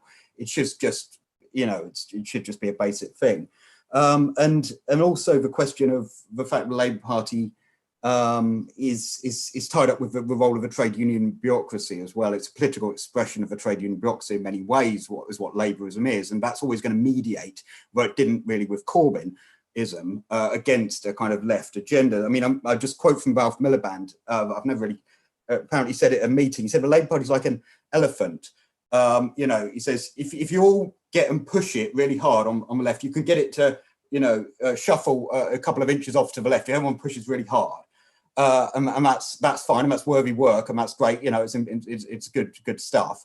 But he said to think that the Labour Party is ever going to build socialism or get us to socialism is like expecting the elephant to sprout wings and fly. You know, it's just not what the Labour Party's there to do. And the other thing was just about thinking about 2024, because there's a lot of stress on.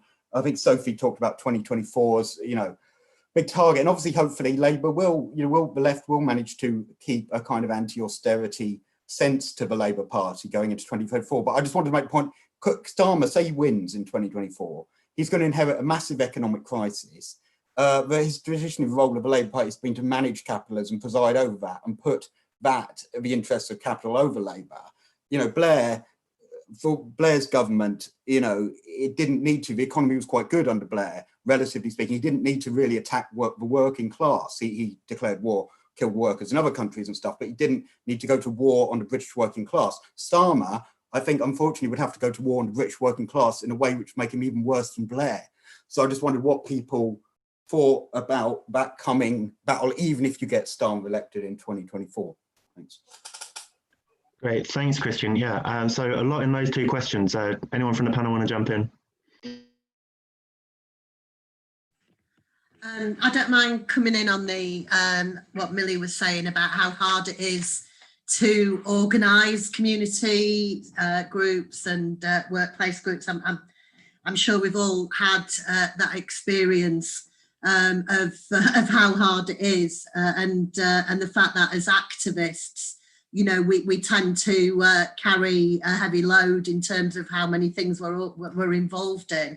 But I'd say that a couple of examples which I find really helpful is particularly when it's to do with workplace issues.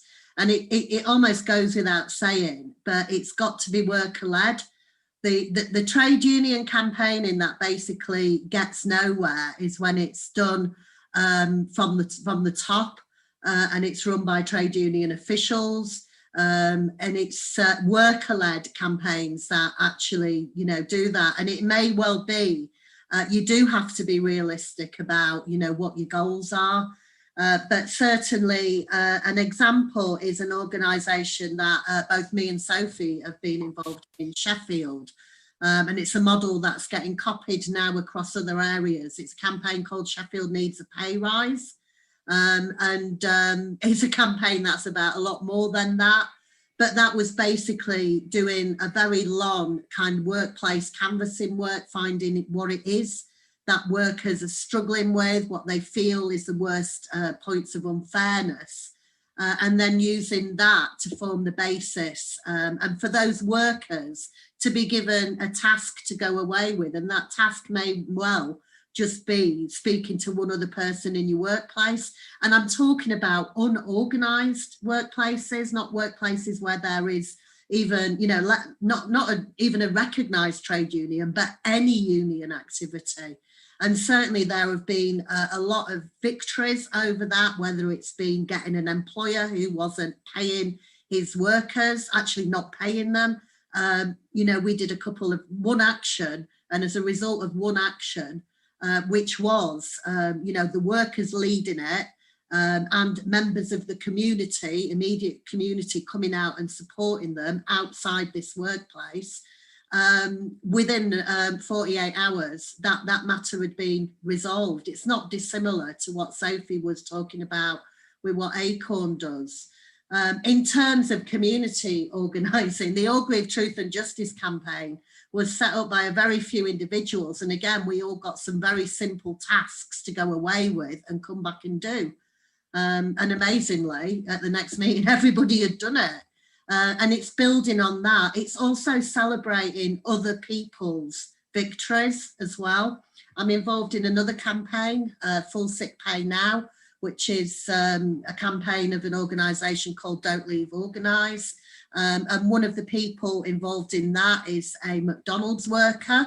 And he says that, you know, the people that he works with, they now make it a point to go and support other workplace action, because they remember what it was like when people turned up to their first McStrike in their workplace. So it's basically making your goals realistic, making sure it is led by the people who will benefit from the change that you bring about, be that workers or people within the community for whatever the activism is hoping to change, and recognising a success and shouting about it, and sharing that solidarity with other people. Thanks, Chris. I think, John, were you trying to come in as well? Yeah, I was going to say something about the fact that the whole point of centre-left parties like the Labour Party was that they were based on the assumption that you did not have to accept in a kind of fatalistic way whatever the economy turned up by virtue of its own autonomous workings. In other words, there was this sense that politics could be put in command. And the point is that that standpoint is an asset only if you can demonstrate in practice, when you're in power, when you form a government, that you can change things. And if you look at the experience of those 13 years between 97 and 2010, the problem there was that there was plenty of extra money spent on education and health and various other things, all of which was blown away in the succeeding period of austerity. But there was very little change that stuck, that stayed. Constitutional change was one of those things, wasn't it? I mean, whatever Blair's motives for that, he probably wanted devolution as a way of preventing Scotland from embracing independence. That was probably the reason he was motivated to introduce it, as a preemptive move. But the fact is that devolution made a structural change which enabled a different dynamic in different bits of the UK. And that's, in other words, to take an obvious example, the power that the Scots have now is rather like a kind of ratchet. You can imagine the Scots wanting more power, but it's very difficult to imagine them wanting to give up the power they've already got.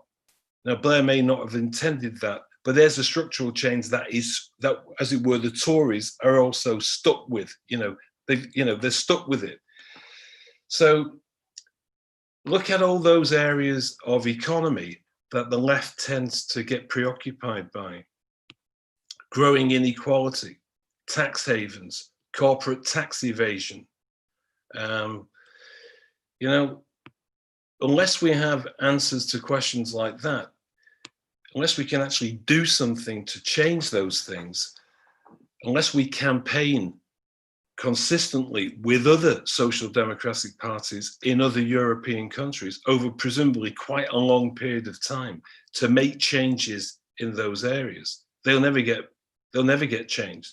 And that will be one of the ways in which the Labour Party will be regarded by people as a busted flush. It used to stand for income redistribution.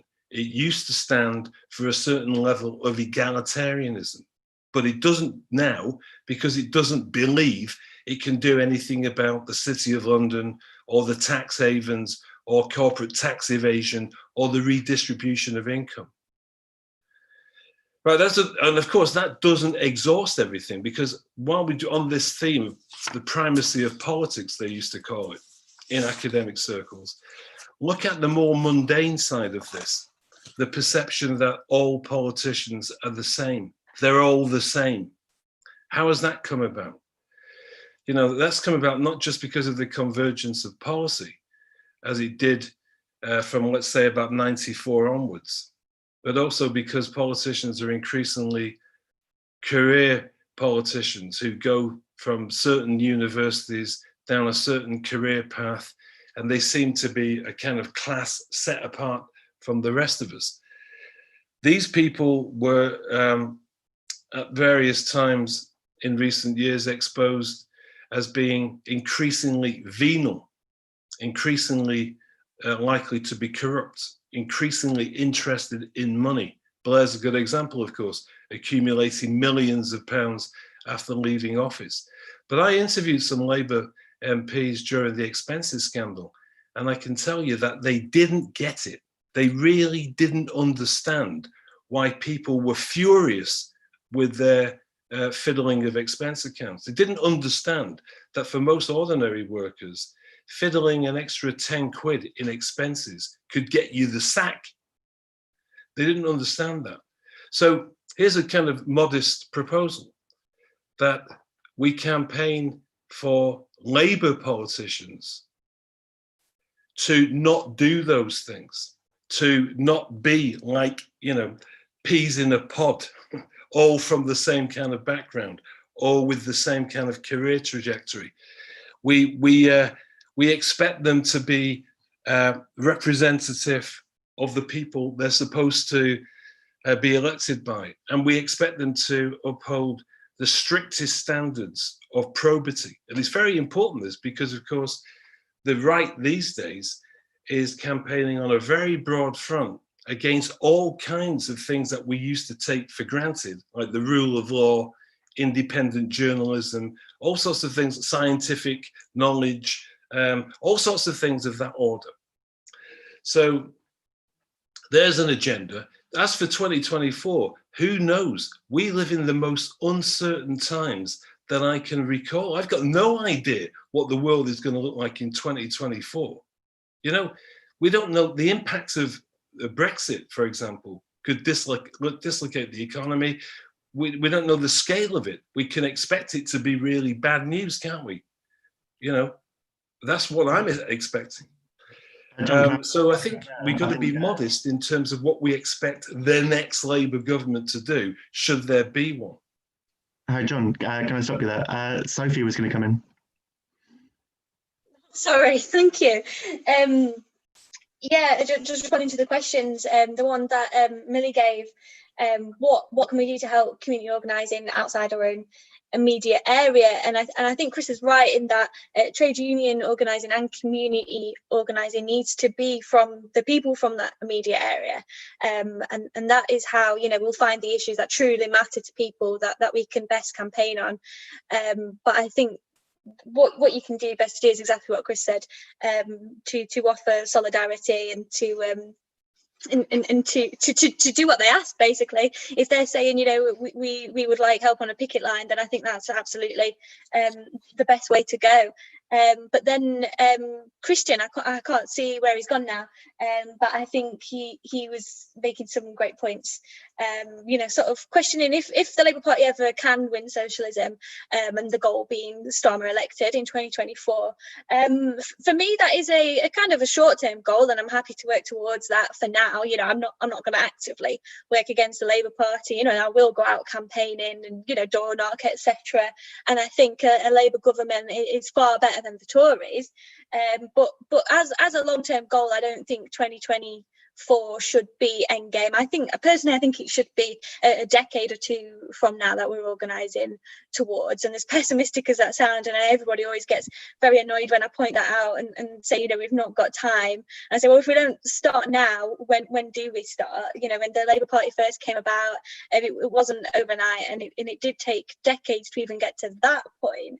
And I don't actually see the Labour Party as a way for socialism in and of itself. I see it as a vehicle to create the conditions for socialism, and create the conditions in which the general population kind of publicly consents to socialism.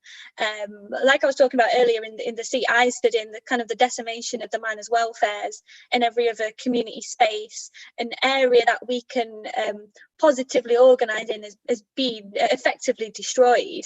I think we need to have an agenda that can put that right, and I completely agree. The policies under Corbyn, whilst I was thinking, oh, that these are great, they weren't particularly radical. They were just the basics, which is why I'm so annoyed that we didn't win them, actually, because they were kind of the bare minimum I'm looking for. And that was kind of that, you know, 5 years ago I thought this might be the stepping stone to what I actually want, but you know, I now realise we really weren't starting at the bottom, and we've got a long way to do, a long way to go, sorry.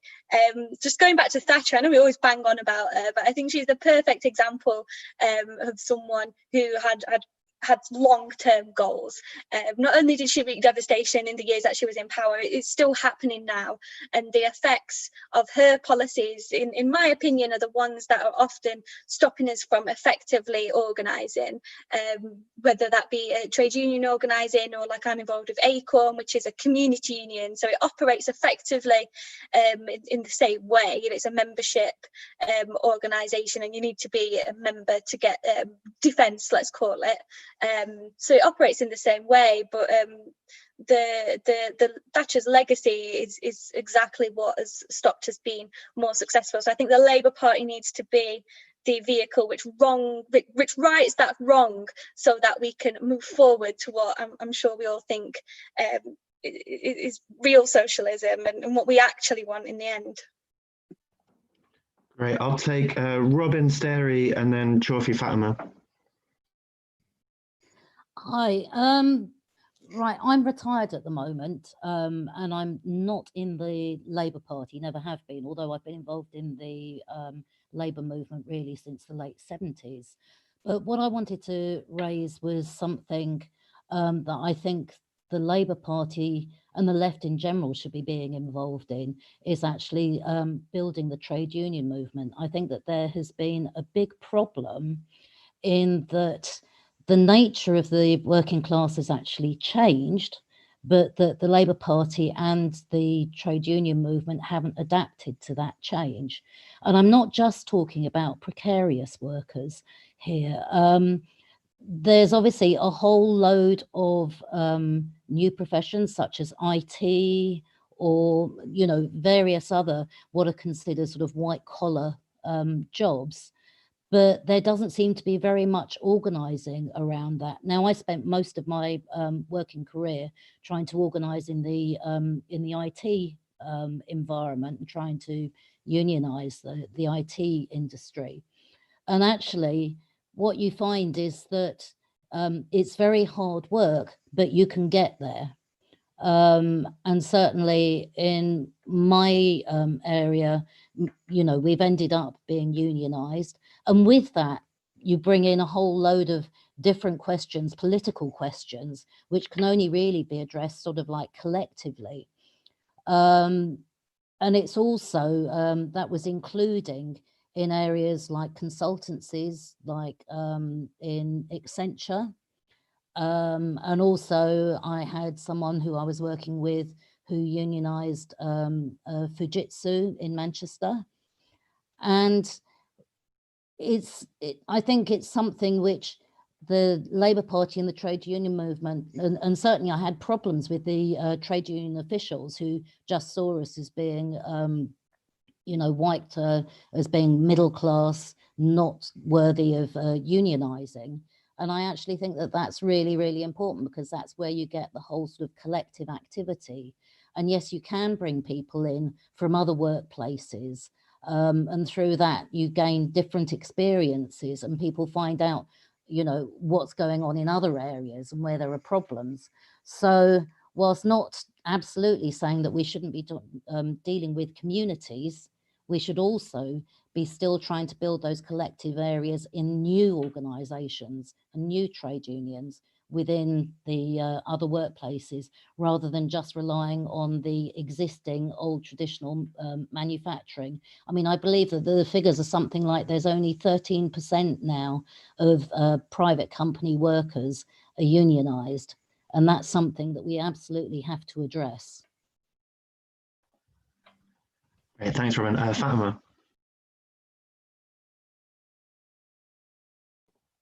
I think you're muted.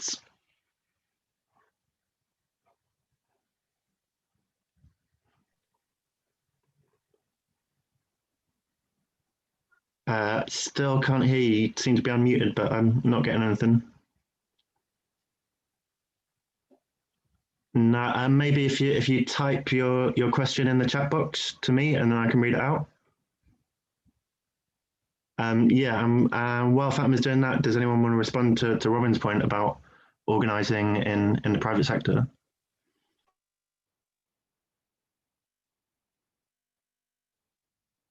I'm happy to come in with something similar, but that was what Robin was saying was actually kind of a new point. The kind of the white collar kind of IT, but they're still very low paid professionals, I suppose you could call it, and the lack of unionisation there. So that's something I'm going to go away and think about, because it's not something I've thought about that much. But in terms of different trade union organising, as Chris was talking about, Sheffield needs a pay rise, and I think that is exactly the answer to maybe not quite what Robin was talking about, but kind of new industries.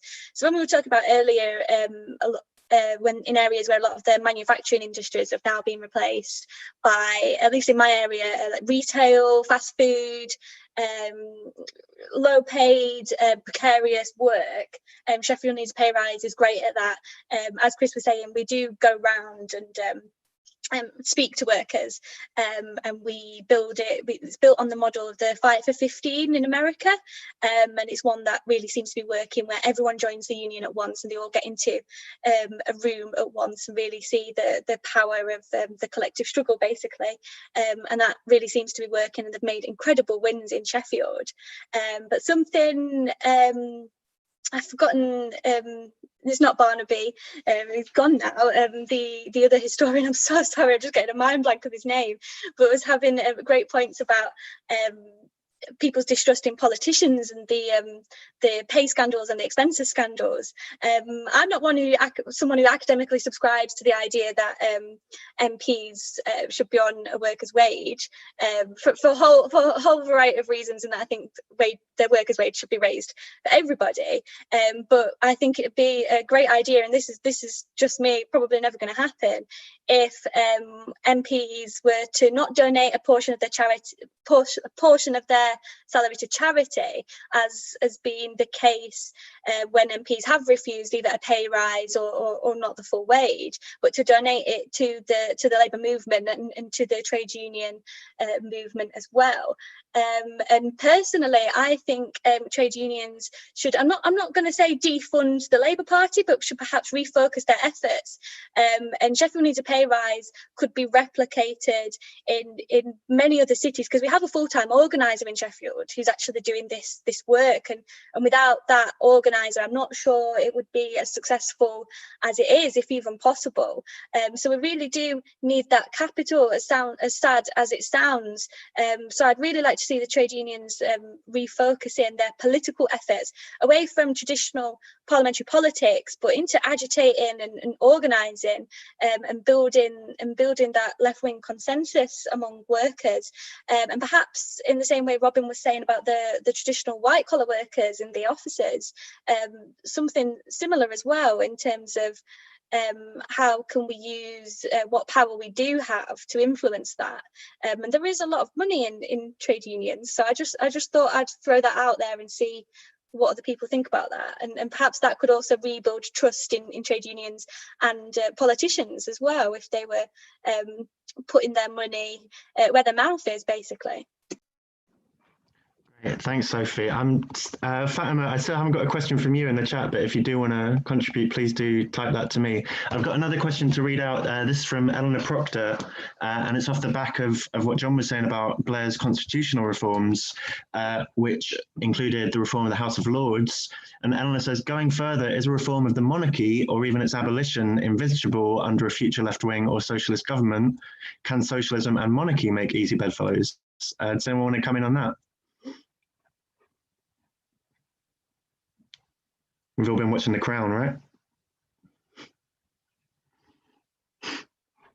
I wasn't expecting to say anything about this, but if no one else wants to, I do think that it's right that British socialists don't, I think, have enough of a sense, or perhaps we're scared to have enough of a sense because we think the public is not on our side on this, of the extraordinary power and damage that a monarchy does as an institution that tells working class kids that they are fundamentally different from the blue-blooded who rule over them, and so writes hierarchy and status into the norms of of British society. And so I think that the idea that you can have Prince Andrew sitting down with a BBC interviewer, freely almost admitting to playing a role in child sex trafficking and being quite casual about it because he knows he'll never go to prison for it. I think that that has a ripple effect in terms of what it means to grow up as a child in this country and to be told that you're not really an equal citizen, even in kind of traditionally bourgeois standards of what it would mean to be an equal, have a citizen with abstract equality. I do think that's a powerful, important thing. That doesn't mean that it's an easy argument to have or one that should be prioritized as tactically as an easy fight to win.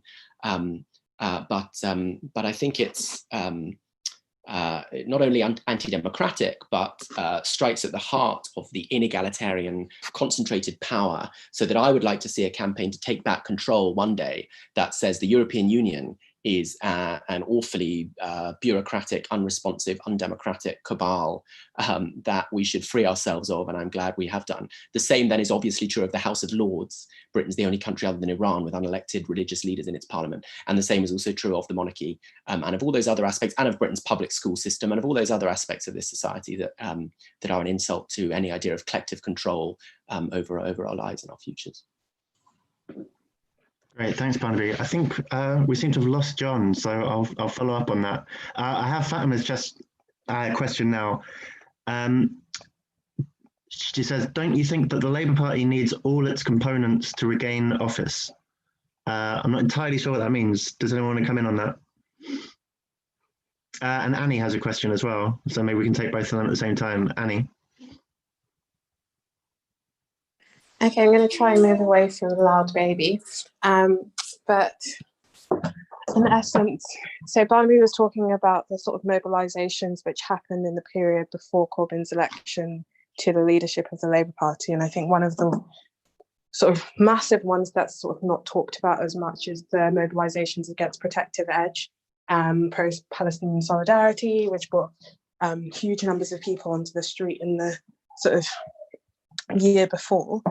And a central part of the organisational support behind Corbyn's initial election as Labour leader was anti-imperialist organisers who'd encountered Corbyn in terms of their organising, particularly within the student movement, but more broader than that, sorry. So I guess the question then is, what is the future of the Labour Party and more specifically of the Labour left in a context in which these conversations seem to remain about its future seem to remain sort of bordered by UK borders, rather than the question not just of what a left Labour government or a left government, socialist government, could do for Britain, but what that can do in terms of Britain's role in imperialism globally. Does that make sense? Yeah, thanks, Annie. Yeah, anyone come in? I think kind of to both Fatima and Annie's question, I don't know about kind of electoral calculations of what elements of the Labour Party have to be brokered to the perfect kind of calibration, which means that they appeal to exactly enough people to win seats. You know, like, I'm quite skeptical of that kind of electoral math. And I think that a lot of the times, from being involved in the extent that I was in election campaigning, it was when we started to play too much electoral math games and lost sight of the kind of bigger picture, that we lost our way a little bit. And I think that relates somewhat to what Annie was saying in terms of, I remember a lot with Grind for Corbyn, for example, a lot of media, we had a huge amount of media attention, partly because people thought, well, what are all of these young Black musicians? How can they have anything of import to say about politics? And it was more a wake-up call, I think, for kind of like mainstream media to see this as a sort of interesting cultural tidbit that meant that we got as much coverage as we did. I don't think it was that much of a revelation within the music scene. It was more a revelation amongst the kind of, media. And part of what a lot of the journalists said when they came to our events, or when we put them in touch with different artists or people who had attended some of the events, they always said things like, well, you just want free uni, don't you? Or you just like the idea that Jeremy Corbyn's going to offer you this free thing or that free thing. It was all about free stuff, right? And actually, most people who were at the events and most of the artists replied with exactly as Annie is saying. The premier reason why they first appealed to Jeremy Corbyn first appealed to them, but also that they understood that he was somebody that was consistent, that he was something different that was being offered in the political space, was his anti-imperialism. And for a huge number of people who were engaged in any way with that campaign, that was the main thing. And so again, going back to the kind of electoral math, it may be the case that a massive amount of the British public are in fact not particularly interested in anti-imperialism. It may be that it's a kind of, there are kind of chauvinistic and racist strains across the British public, which can be appealed to both by the Labour and the Tory party. But for a huge number of people, that was the different thing that Jeremy Corbyn offered. And so when we started to do this kind of electoral math game playing, those were the very principles on which people tended to capitulate. It was, well, we don't have to keep these principles here, because if we're pushing the free uni and we're pushing the NHS stuff, then it's okay if we let the internationalism and the anti-racism slide. And I always think that that was a mistake, not just for kind of strategic reasons. I do think that it's a strategic mistake for a lot of other reasons, which I won't go into now. But I think, just on the basis of principle, those are the kind of mistakes that we should avoid making. So I don't know if that means that the Labour Party won't win with its left flank, but, in the same vein as Tony Blair, it may win, but what's the point for us, for people who want a more just world?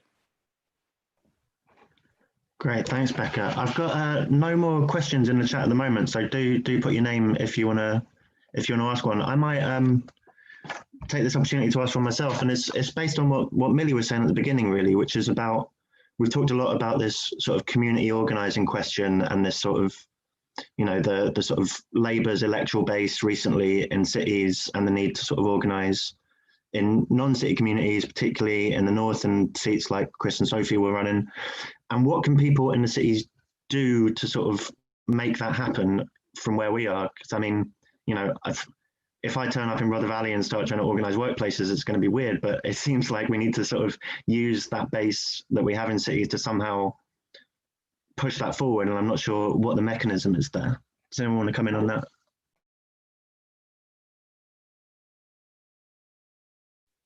I kind of similar to what I was saying earlier, kind of help out when required. So there's most of the community organising sort of texts I've read and sort of like models that are available do not encourage people from outside to go into an area for kind of obvious reasons that I'm sure I don't need to explain, to organise the workforce or the community. But I do think that, helping out with funds, and with resources. So, I mean, this could be as basic as helping out with printing, and the knowledge that you may have from the city centres, because like I said at the very beginning, I don't think we should shy away from what may be a new base for Labour in these city centres where there is vast inequality already. So we absolutely need to organise within there, but we also can't forget the traditional Red War, or at least I'm very much not in favour of that, obviously, because I'm from there and I don't want my area to be forgotten about as it has been. But yeah, just kind of helping out in as basic a form as it may be. It can be just printing and sharing sort of knowledge that you may have gotten from your community campaigns, what's worked well, what hasn't, and sharing that. I think as well, part of the problem is we have organisations which actually cover a large area, and those of us who live on the outskirts, so say for example the Labour Party or even Acorn, those of us who live on the outskirts are expected to travel into the city centre for meetings, and this has been covered hundreds of times. But I think it is just as basic as sometimes being willing to move out and about, and that doesn't mean kind of invading a community and knocking on doors and saying you should subscribe to what I'm saying and my point of view, not at all, but making links with the activists that are already there and offering them help and support, because like I said, we don't often have the resources or the spaces to organise, so that it could be just as simple as that. Helping out with fundraisers, really basic kind of solidarity in action is, I think, the best way to go in this circumstance. Yeah, go on, Chris.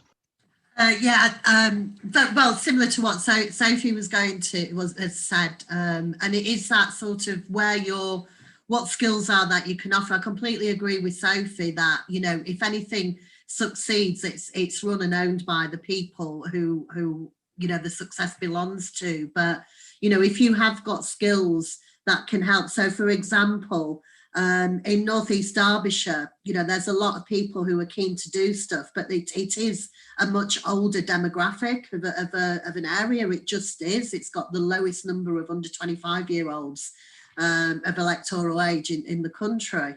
And it's very much, you know, people want to do stuff, but they haven't got the IT skills. They don't know how to set up a Facebook page. So you're not directly going in and running somebody's campaign, but you're actually there to help as and when.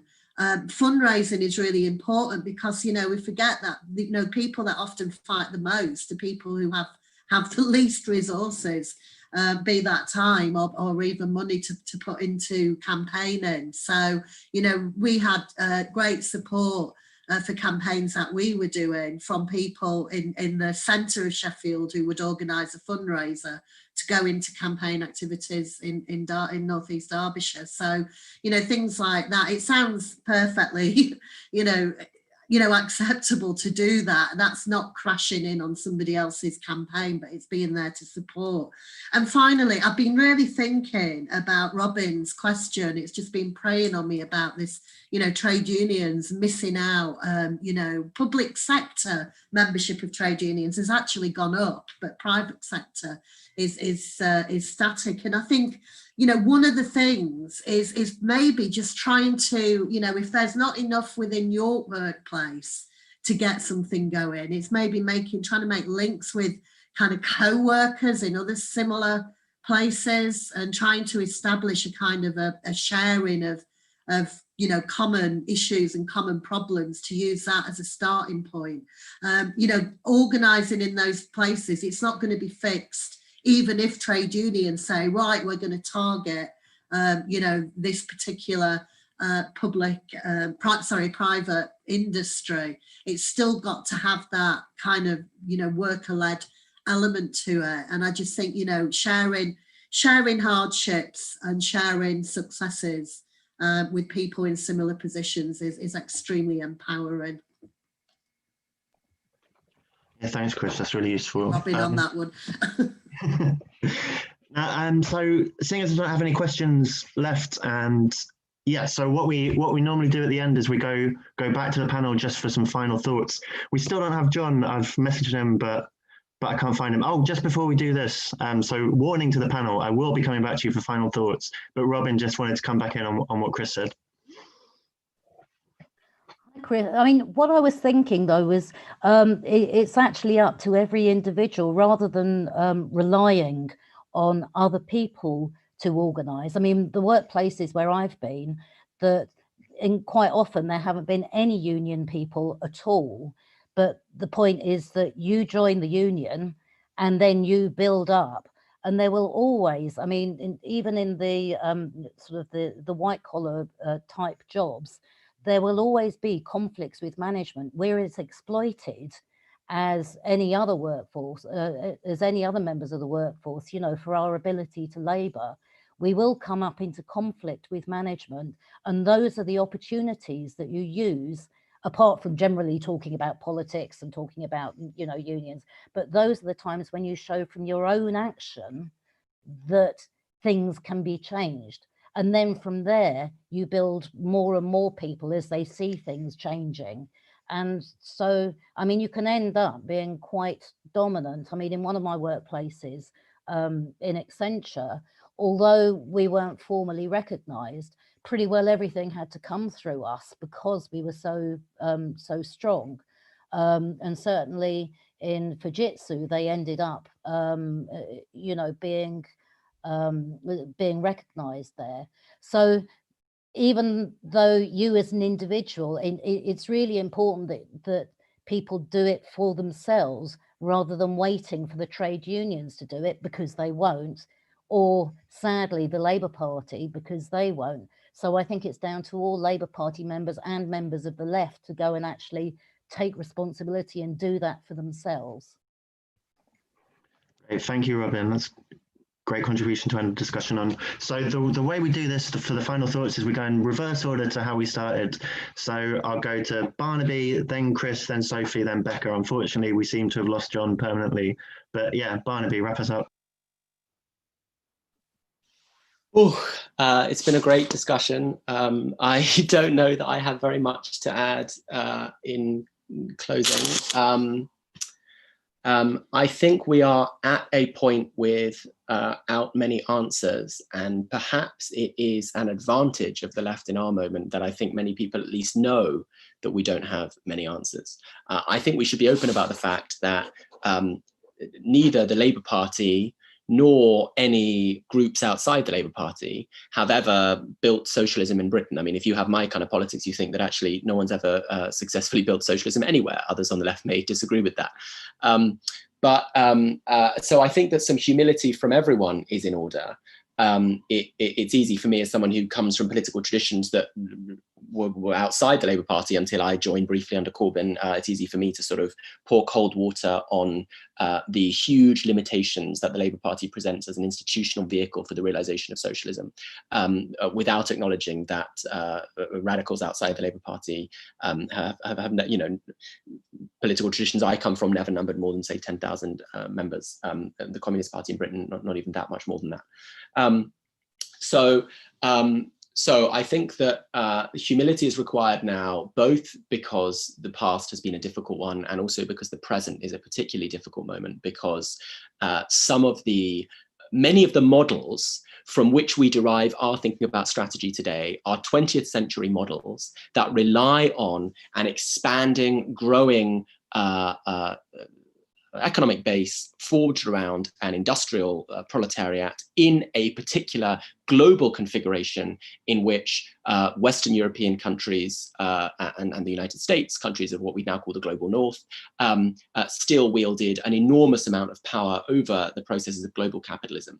And the post-colonial spatial shift in the organization of global capitalism, which weakened the power of an organ like the British state relative to global capitalism, transformed the class composition of British society and also the possibilities for social democratic change led by the British state. And so I think we have to try to engage that in thinking very creatively about what socialist strategy means in a moment in which neither the old revolutionary model premised on a working class subject that has never delivered its insurrectionary potential in Britain after about 1926, nor the social democratic model premised on a working class subject that seems to be transformed as well in our moment. Neither of those two things can offer easy answers. So I'm just here with that kind of humility, not having answers, but having lots of questions about the way forward, and not thinking that either Labour Party members nor non-Labour Party members should believe that they have the answers to building socialism. Chris. Yeah, sorry, I won't be as eloquent of that as that. Basically, don't get caught in energy traps. There's a lot of things that are complete energy traps out there. So, you know, if you're in the Labour Party, you know, it's like breaking news on the hour, something to kind of get enraged or anything about. Don't get caught up in it. Be active in where you can actually influence. Don't rely on the Labour front bench to change the direction of politics within the party or for the country.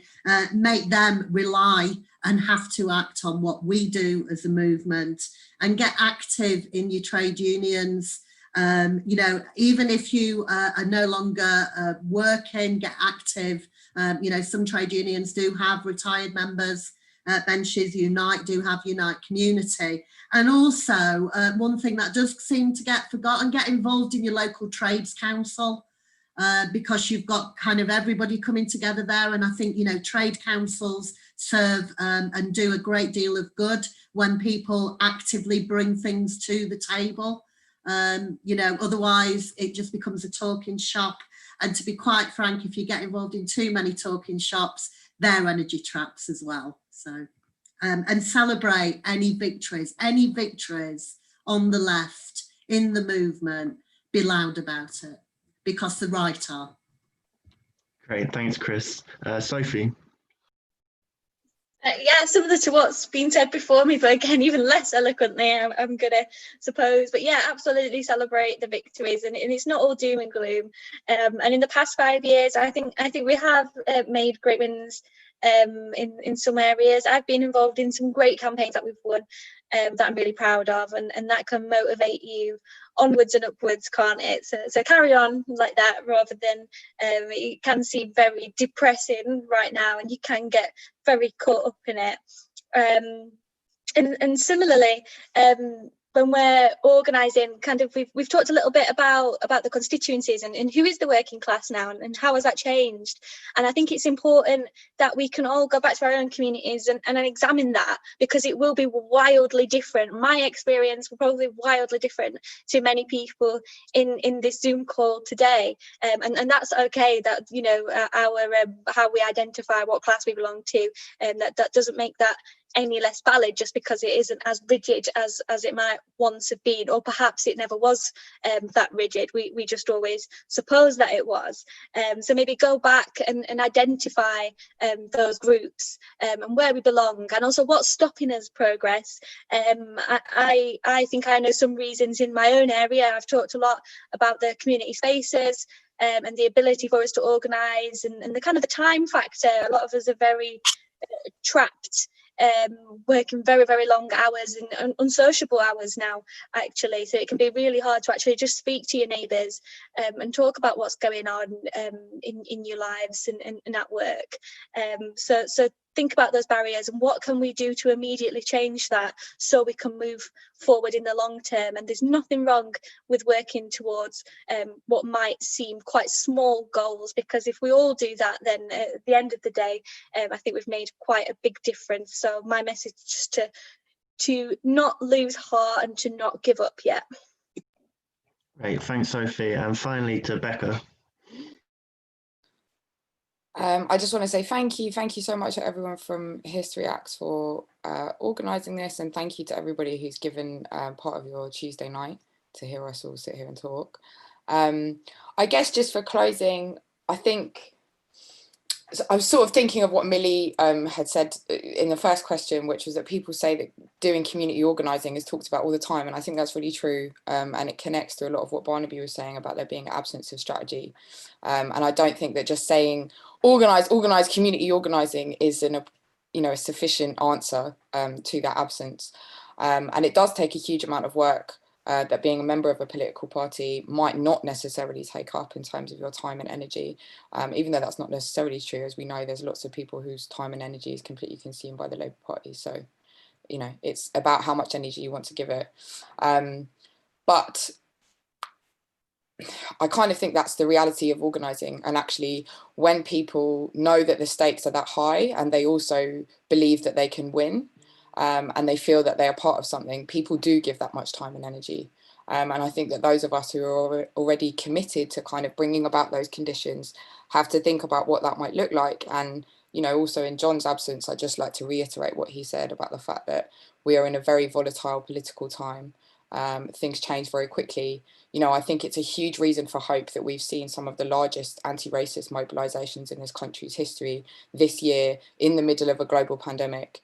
And that's not something to be downplayed. You know, that was a huge kind of historical shift that has happened, and we don't know what will happen in the coming months. You know, decades can happen in weeks. So I think we have to stay primed to see where that kind of volatility takes us. Know that it does take a huge amount of work and energy, and just be kind of realistic and strategic about where we put that energy and where it's going. But know that there are many other people who, when they believe that they can win and they can see that you know, there's routes to winning through what the left offers, people will come on board and they will also be able to give their kind of time to those campaigns, because a lot of times our lives depend on it. Great, thanks so much, Becca, and thank you to all the panel and to everyone who came and took part. Just before we go, shout out to our next session, which is going to be in 2 weeks on the 1st of December, where we'll be talking about activism around food poverty. So yeah, do keep an eye on the website and on the Twitter. But yeah, thanks again, everyone, and thanks for coming. Cheers.